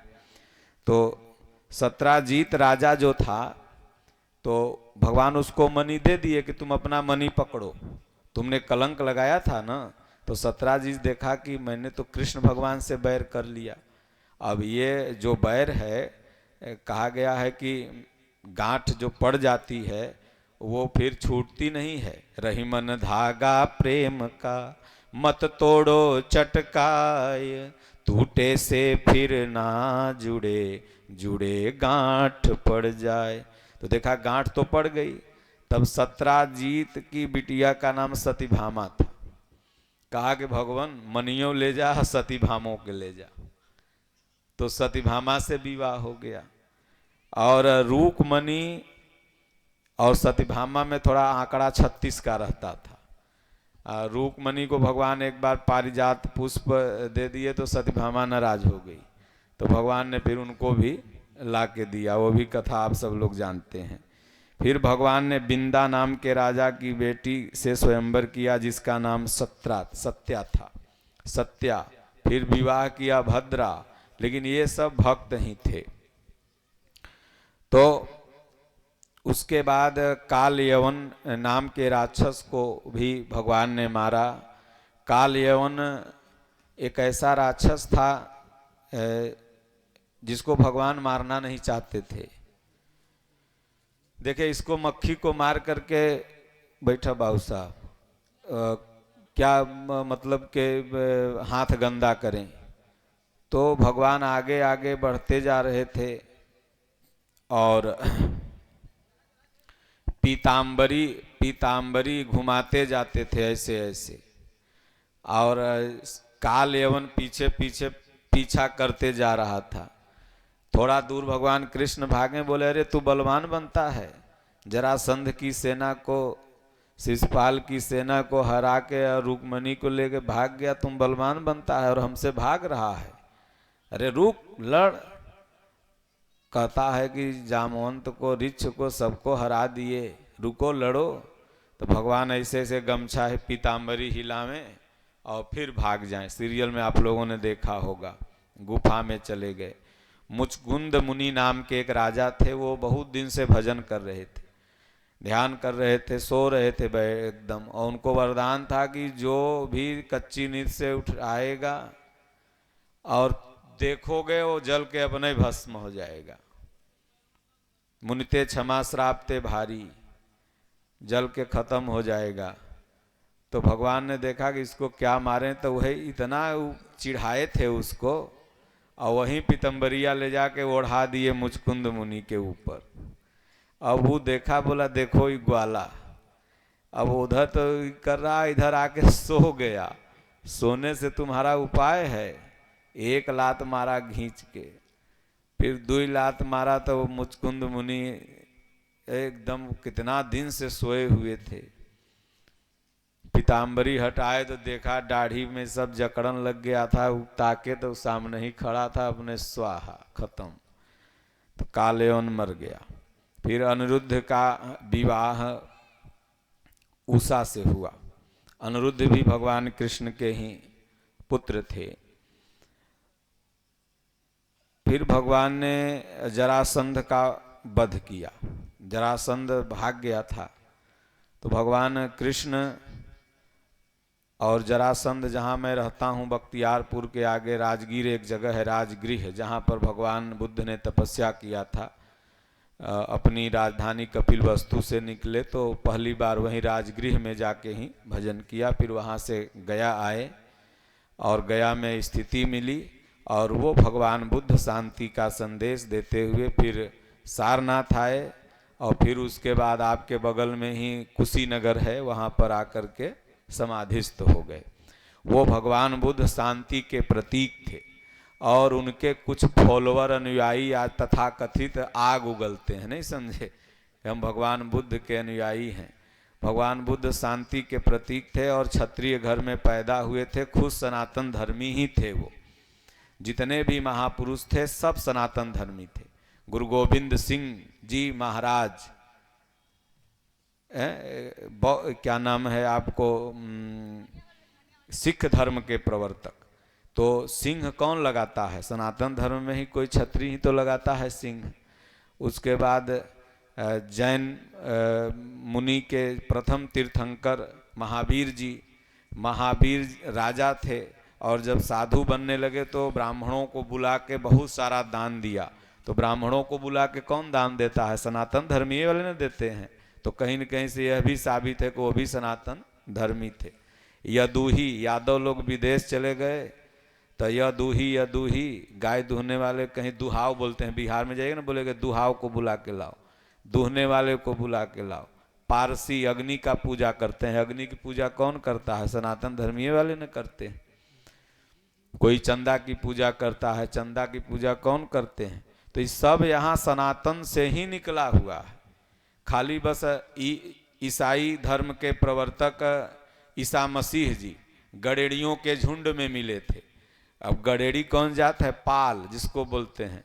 तो पाल ओल के घर में किसी अगल बगल बड़े आदमी कोई कुछ रहा होगा, नाजायज औलाद ले जाके गडेड़ी वाले झुंड में फेंक दिया। आज भी बच्चे फेंक देते हैं लोग, शादी के बाद होते हैं तो गडेड़ी के झुंड में तो कोई न कोई इधरे वाला ने फेंका होगा। तो कहीं न कहीं से वो भी आपके ईसाई धर्म के प्रवर्तक ईसा मसीह जी वो भी सनातन धर्म से ही निकले थे और उन्होंने कहा दुख के मारे लोगों मेरे पास आओ, मैं तुम्हें शांति दूंगा। तो नई बात कौन कह रहे हैं? गीता ही तो कह रहे हैं। गीता में भगवान ने कहा सर्वधर्मान परित्यज्य मामेकम शरणं व्रज अहम त्वाम सर्व पापेभ्यो मोक्षयिष्यामि मा शुचः। अर्जुन, सारे धर्म की चिंता छोड़ मेरी शरण में आ, मैं तुम्हें पाप मुक्त करूंगा। तो सारे महापुरुष तो कहीं न कहीं से सनातन में ही निकले, क्योंकि सनातन के पहले कुछ था ही नहीं। सनातन माने होता है आत्मा, सनातन माने होता है पुराना। इसलिए गीता का एक श्लोक है, अछेद्यो अयम दाह्यो अक्लेद्यो अशोष्य एव च नित्यः सर्वगतः स्थारुण अचलोयम सनातनः। ये हम लोग क्या हैं? अचलोयम सनातनः। सब सनातनी है। जिसके अंदर आत्मा है वो सनातनी है, जिसके अंदर हूर है, नूर है, वो सनातनी है। भाषा बदल गई, कोई कुछ बोल दिया, कोई कुछ बोल दिया, और उसी के लिए लड़ रहे हैं। तो लड़ा कौन रहे हैं? इधर धर्मजीवी, उधर मौलवी, उधर काजी, उधर फलना, उधर ढेकना, ये लड़ा करके, ताकि लड़ैले रहेंगे तब न दान लेंगे। कोई मंदिर के नाम पर लेगा, कोई मस्जिद के नाम पर लेगा, और बैठ के चाभत रहेगा दाढ़ी बढ़ा के, तू लोग लड़ लड़ के दान देते रहो। जैसे नेता लोग लड़ा लड़ा के वोट लेते हैं।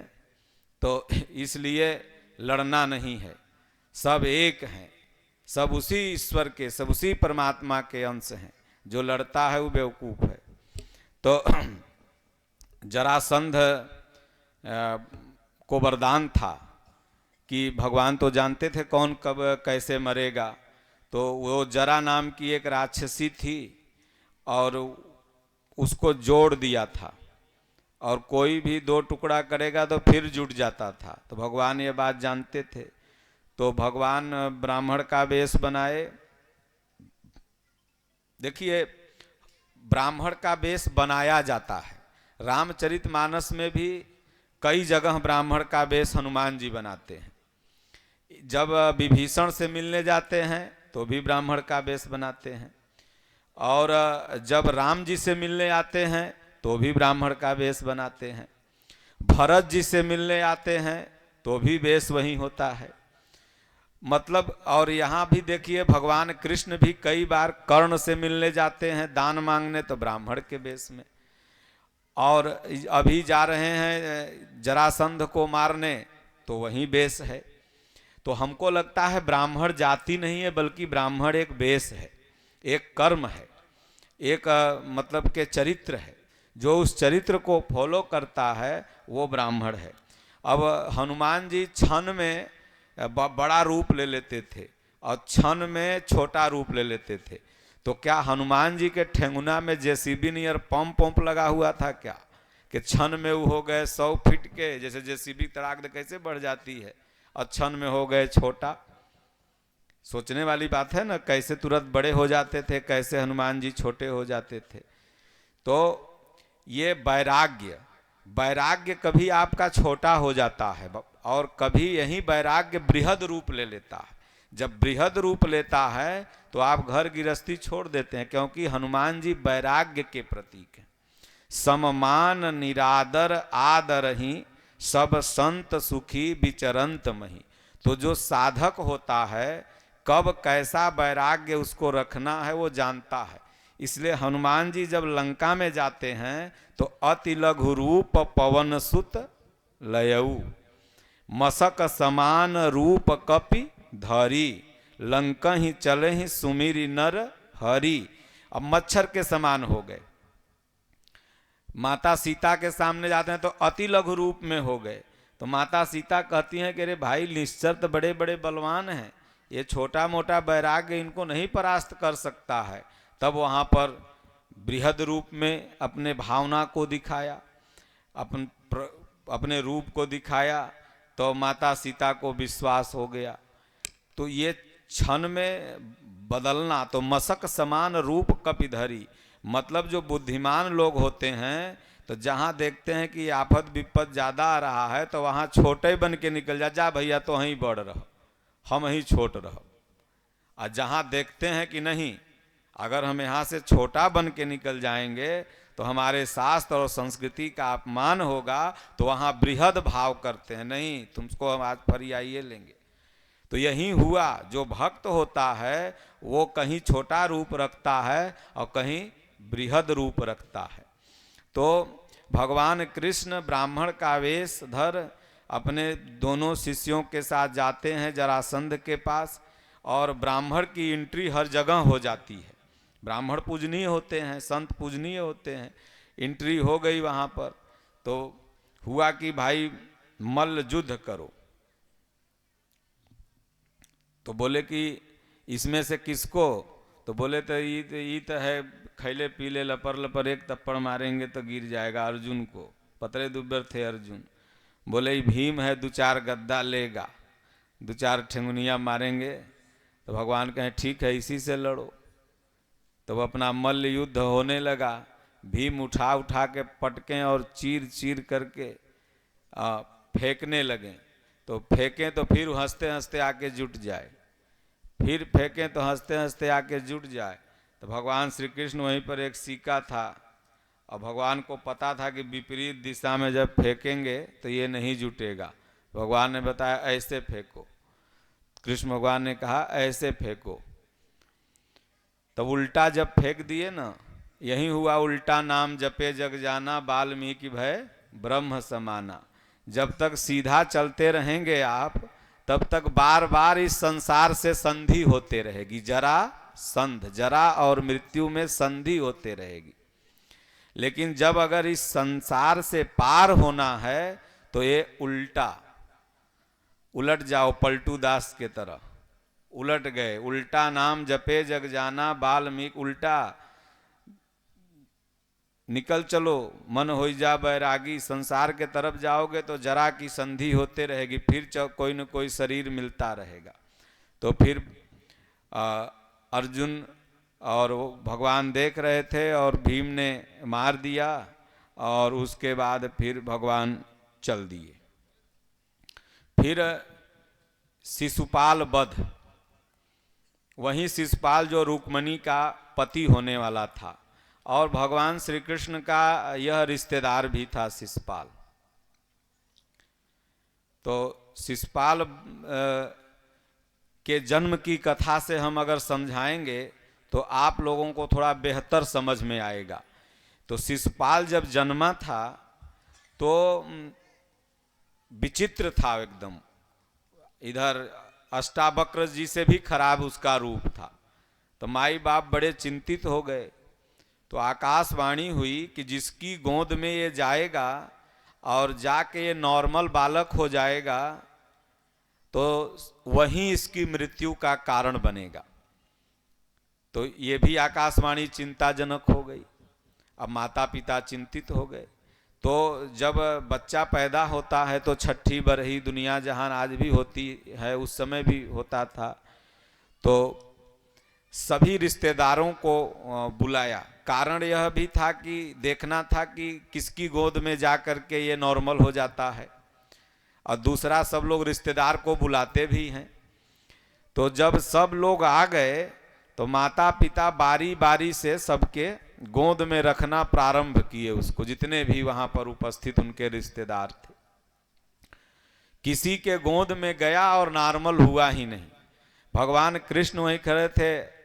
तो छोटा बालक को तो कोई सोचता है कि बाद में इनको देंगे, तो बोले लाओ लाओ लाओ हमको दो बुआ, हमको दो। और ले लिए हाथ में। जैसे ही लिए तो खिलखिलाने लगा, हंसने लगा, बिल्कुल नॉर्मल हो गया। अब शिशुपाल की माँ के माथा से पसीना पूरा चूने लगा। अरे भाई, खुशी होना चाहिए था ना कि किसी का भी बेटा नॉर्मल हो गया, अच्छा हो गया। भगवान कह रहे हैं क्या बात है, क्यों इतना घबरा गई, क्यों रो रही? बोले रूम में चलो। ले गई रूम में। कोई निजी बात बतियाना होता है तो आदमी साइड कर लेते हैं। तो बोली कि पहले तुम वचन दो एक। बोले क्या वचन चाहिए, बोलो। बोले वचन दो कि इसको कभी मारोगे नहीं। बोले भाई तो ये क्यों मारूंगा, ये तो मेरा भाई है, क्यों मारूंगा इसको? बोले ऐसी ऐसी आकाशवाणी हुई है। बोले जाओ, मैं वचन देता हूं कि 100 अपराध ये करेगा और हर एक अपराध मृत्यु दंड देने वाला होगा, लेकिन फिर भी मैं इसको नहीं मारूंगा। भगवान ने कहा 100 अपराध। तो माँ ने सोचा अब कोई भी व्यक्ति 100 अपराध थोड़ी करता है। 1 अपराध, 2 अपराध, 4 अपराध, 3 अपराध तक तो अपने यहाँ भी क्षमा लोग कहते हैं। अब तीसरा बार क्षमा करते हैं, चौथा बार बध भी जान लिया। तो 3 तो सब जगह है, अब यहाँ 100 था। तो सोचिए कि 100 अपराध करते करते तो अगर 1 अपराध 2 साल में करेगा तो 100 दूना 200 साल ऐसे ही हो जाएगा। तो 200 साल तो जी लेगा। फिर तो सब निश्चिंत हो गए। इधर श्रेष्ठ कौन है, ऐसा विचार मंथन चल रहा था। वहाँ पितामह भीष्म बैठे हुए थे, सब लोग बैठे हुए थे, और सब लोगों ने कहा कि भगवान श्री कृष्ण इसमें सबसे श्रेष्ठ हैं और इनकी पूजा होनी चाहिए सबसे पहले। तो शिशुपाल कहा कि इसके जाति के न पता है न पाति के पता है, और तू लोग पगला गया है, एकरे सबसे श्रेष्ठ बना दिया, इसमें और कोई श्रेष्ठ नहीं है, बहुत से श्रेष्ठ बैठे हुए हैं। तो पितामह भीष्म बिगड़े। बोले तू पागल हो गया है, बढ़िया से बोलो। बोले तू पागल हो गया है, केस उज्जर हो गया है, तिवारी नियर, दिमाग खराब हो गया है। तो पागल तुम हो गया है, हम पागल नहीं हैं। बल ये पूजनीय नहीं हो सकता। अब बलदाऊ रह रहा के पीछे से गुस्साए के बस निकालें हल एकरा हल कर दें। भगवान कहेंगे न न चुप रहो। भगवान ने कहा देखो, तुम्हारी माँ को मैंने 100 अपराध क्षमा करने का वचन दिया है शिशुपाल। तुम्हें तो अगर मैं चाहता तो उसी दिन मार देता जिस दिन रूपमणि को मैं लेके जा रहा था और तुम्हारी सेना पीछे आ रही थी, लेकिन मैं तो वचनबद्ध हूँ। बोले तो तू क्या सबको मार सकता है, मैं वो हूँ, मैं वो हूँ, लगा गिनाने। बोला अब अंगुरी पर गिनो, देखो मैं 100 गाली देता हूँ और तुम मार दो तो देखें। देखिए, अब कहा जाता है कि जय और विजय, जय और विजय कंस और शिशुपाल ही बने थे। और ये तीसरा जन्म जो भगवान का था, पहला जन्म में आपने भागवत में सुना कि हिरण्याक्ष और हिरण्याकश्यप को मारा। दूसरा जन्म में आपने सुना कि रावण और कुंभकर्ण को मारा।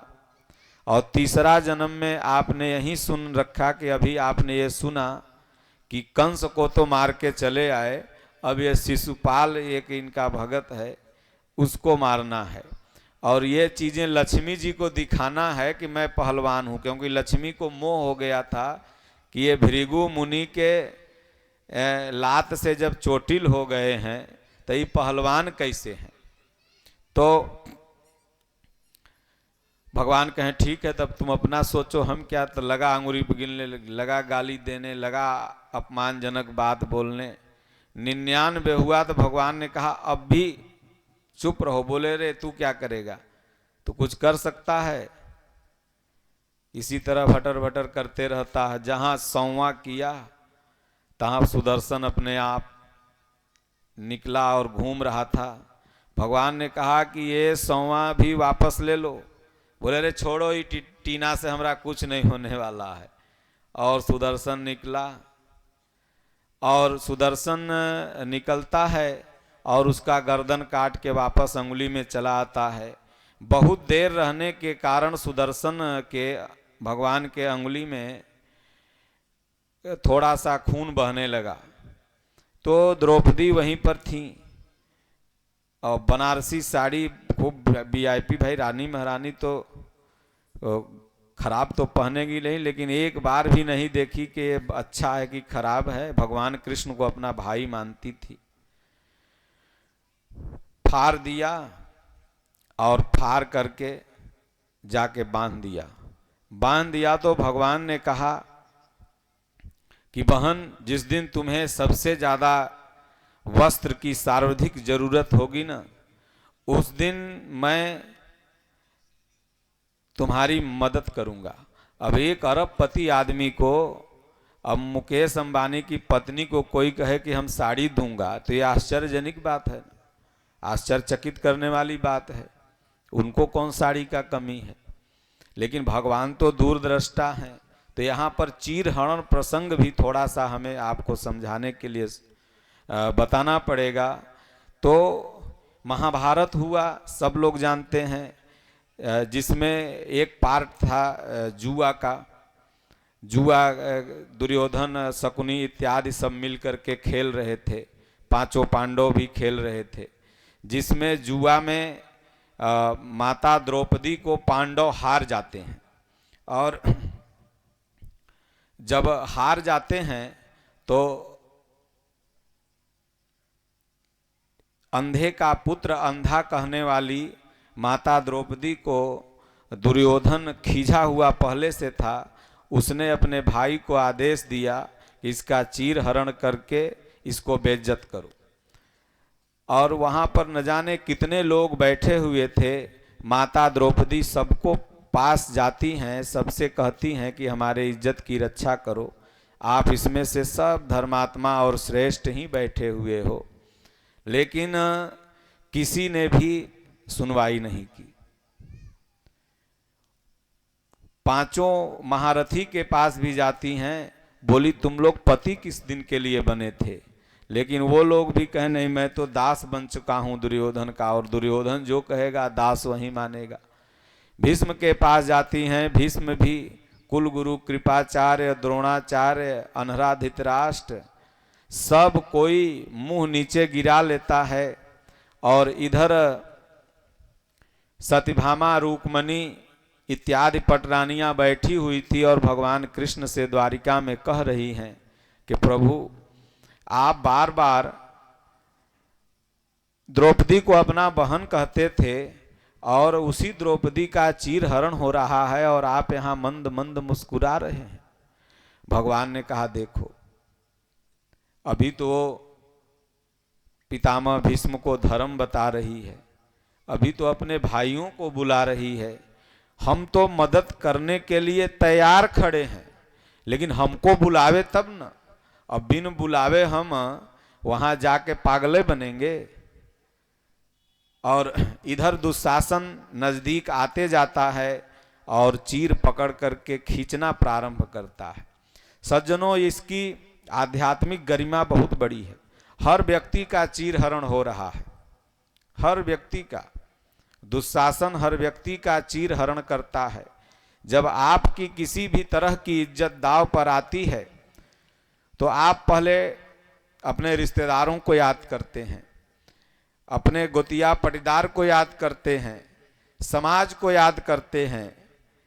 एक क्षण में अगर शुरू में ही भगवान को याद कर लेते तो शायद इज्जत कुछ बच जाती, भगवान कोई न कोई रूप में आके मदद कर देते। लेकिन ये इंसान का स्वभाव है, जब सब जगह से थक हार जाता है तो लास्ट में भगवान की, परमात्मा की शरण ग्रहण करता है। आप विचार करिए कि बहुत से लोगों को आफत विपत दुख आता है तो तुरंत भगवान की शरण में नहीं जाता, परमात्मा की शरण में वो बहुत घुमा फिरा करके जाएगा। तो द्रौपदी वस्त्र को पकड़े रहती हैं, लेकिन वही बात याद आता है माता द्रौपदी को जो भगवान कृष्ण ने वचन दिया था शिशुपाल वध के समय। शिशुपाल इधर मरता है और भगवान श्री कृष्ण के चरण में विलीन हो जाता है, क्योंकि उनका भक्त था और जो भगवान के हाथों से मरेगा उसकी गति तो होनी ही होनी है। तो शिशुपाल की वही बात याद करती हैं जो ज्योति उधर से जा रही है और भगवान के उस वचन को याद करती हैं और वस्त्र को हाथ से छोड़ देती हैं। और उसके बाद हे कृष्ण, हे माधव, हे मुरारी, अब आई शरण तुम्हारी, राखो लाज हमारी, और दोनों हाथ ऊपर कर देती है। तो सज्जनों, भगवान को कोई वीजा, पासपोर्ट या जहाज की तो जरूरत है नहीं कि उनको आने में थोड़ा समय लगेगा, क्योंकि भगवान सर्वत्र समान रूप से विद्यमान है। जैसे ऑक्सीजन एक निश्चित सीमा तक समान रूप से विद्यमान है, ऐसा नहीं कि यहाँ पर ज़्यादा है, आप जहाँ बैठे हैं वहाँ कम है।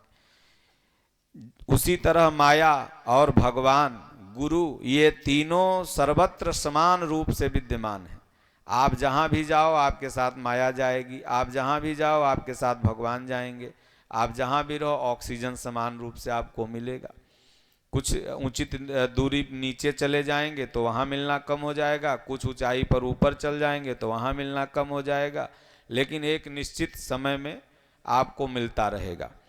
तो माता द्रौपदी जैसे ही पुकारती हैं कि हरि व्यापक सर्वत्र समाना, प्रेम ते प्रगट होई मैं जाना, भगवान सर्वत्र समान रूप से हैं और वहीं प्रगट हो जाते हैं। और हिंदी के टीचर लोग उपमा अलंकार में सबसे बड़ा उदाहरण यही देते हैं कि साड़ी बीच नारी है कि नारी बीच साड़ी है, साड़ी ही नारी है कि नारी ही साड़ी है। मतलब वहाँ के बैठे हुए लोग ये नहीं समझ पा रहे थे कि कितनी बड़ी साड़ी पहनी है द्रौपदी कि लगता है इसके साड़ी का अंत ही नहीं हो रहा है। कितने लोग समझ रहे थे कि जैसे केला के छिलका को छीलते जाओ और छिलका ही निकलता जाता है, वैसे द्रौपदी को खींचो तो साड़ी निकल रही है। लगता है द्रौपदी हाड़ मांस और 5 तत्व की नहीं बनी हुई है, ये साड़ी की ही बनी हुई। साड़ी बीच नारी है कि नारी बीच साड़ी है।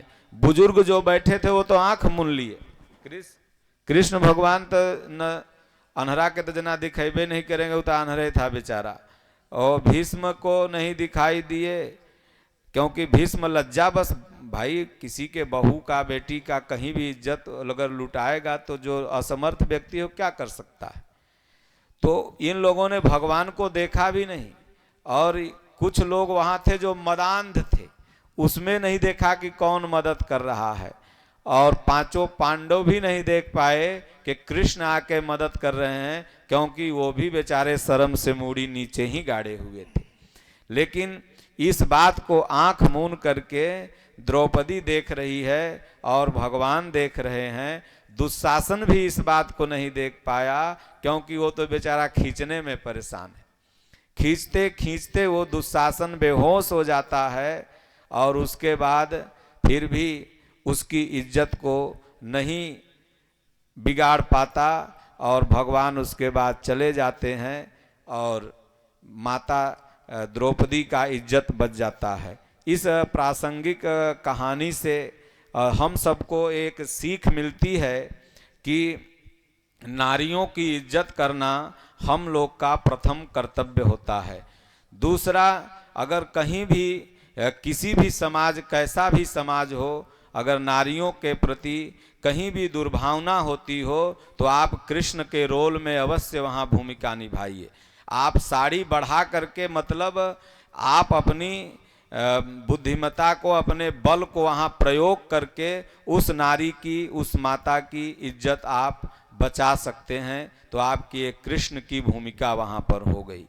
दूसरा, जब कभी भी विपत्ति आवे तो दुनिया के लोगों से जो आप मदद लेते हैं, उनसे अच्छा है कि मानसिक रूप से पहले आप ईश्वर की ही शरण में चले जाएं। और ईश्वर जब किसी के द्वारा मदद करवाएगा तो वो व्यक्ति आपका उपहास नहीं करेगा, और नहीं तो आप प्रथम दृष्टया किसी की मदद लेते हैं तो बाद में वो आपको कहेगा कि हमने तो तुम्हारी मदद की थी। अगर ईश्वर प्रेरणा से कोई मदद करेगा तो वो आपको फिर बाद में लांछन नहीं लगा सकता है। अब हम आप लोगों को सुदामा की कथा बड़ी सुंदर ढंग से बताएंगे। उसके पहले पयासी जी को कहते हैं कि आप 2 भजन कोई बढ़िया बढ़िया सुना दीजिए।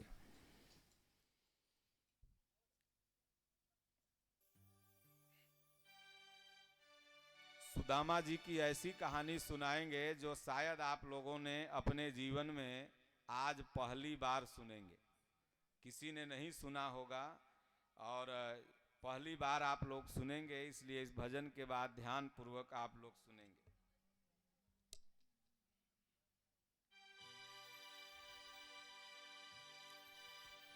हर श्वास में हो सुमिरन तेरा,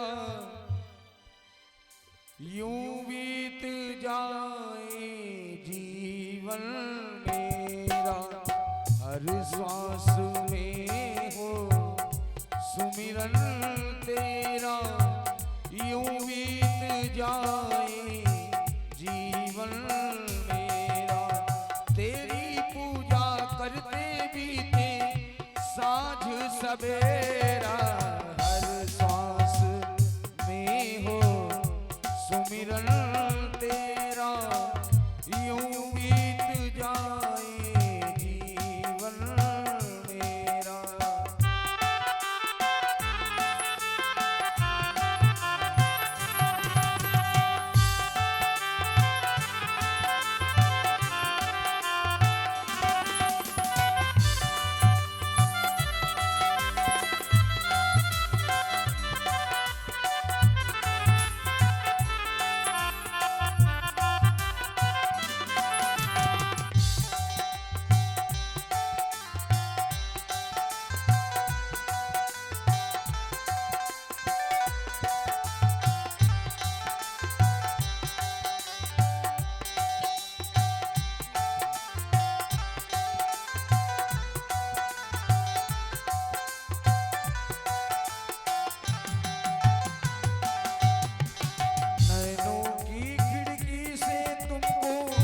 पल पल मैं निहारूं, नैनों की खिड़की से तुमको पल पल मैं निहारूं।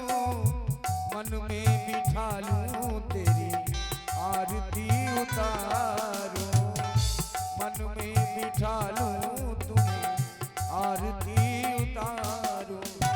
डाले रहूं तेरे चरणों में डेरा, डाले रहूं तेरे चरणों में डेरा। यूं बीत जाए जीवन मेरा, हर सांस में हो सुमिरन तेरा। यूं बीत जाए जीवन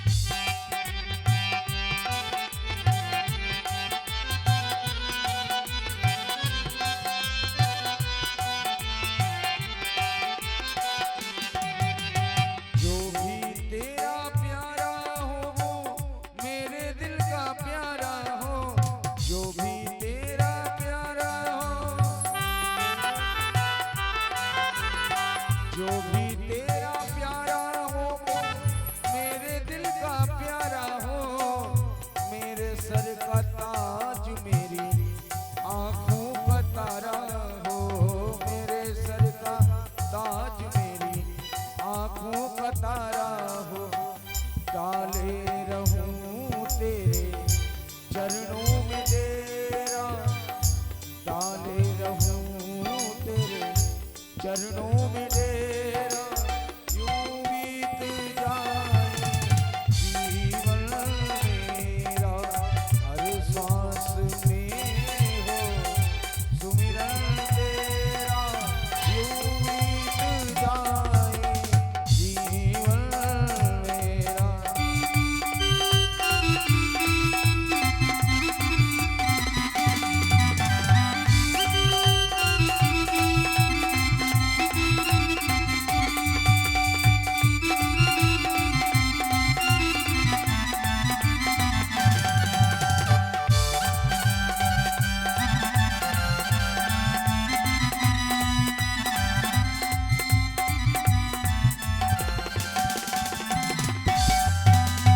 प्यार हो सत्कार हो एतबार हो तुम्हारा, प्यार हो सत्कार हो एतबार हो तुम्हारा।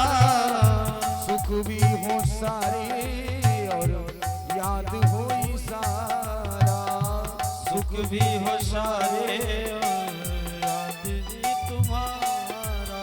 ओ आत्मा पे तेरा ही डेरा, ओ आत्मा पे तेरा ही डेरा।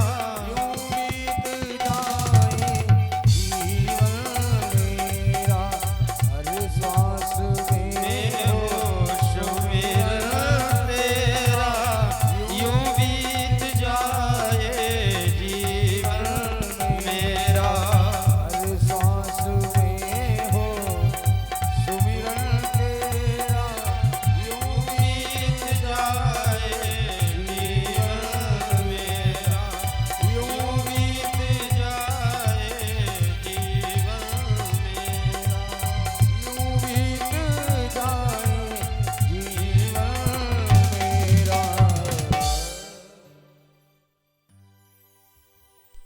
एक ठो और सुनाओ बढ़िया कौन।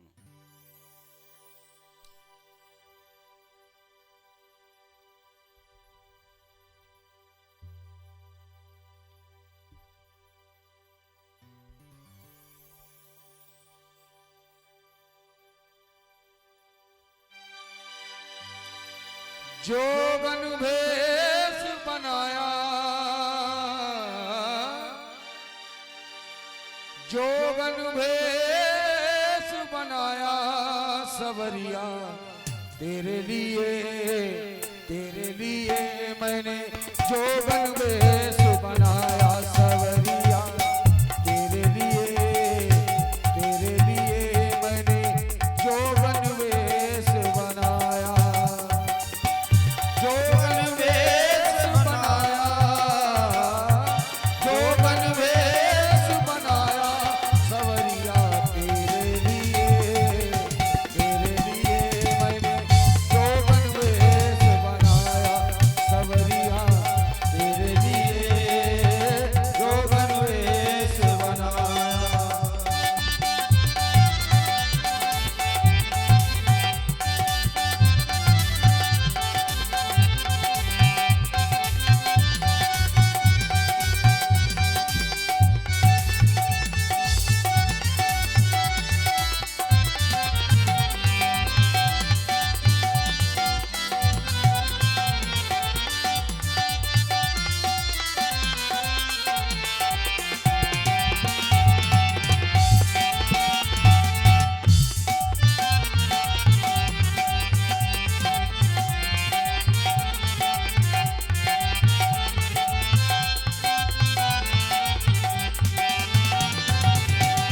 अटक गए मेरे नैनों से नैना, अटक गए मेरे नैनों से नैना।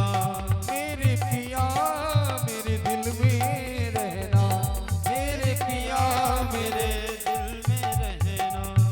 वो तूने ऐसा दिल को चुराया,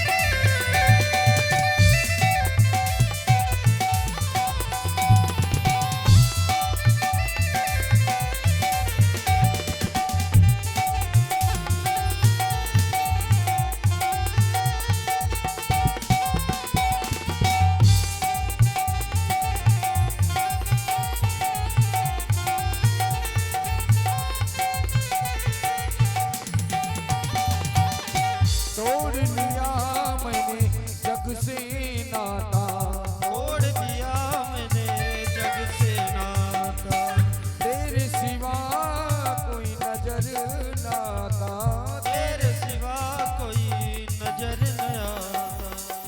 हो तू दिल बीच समाया, तू दिल बीच समाया, सवरिया तेरे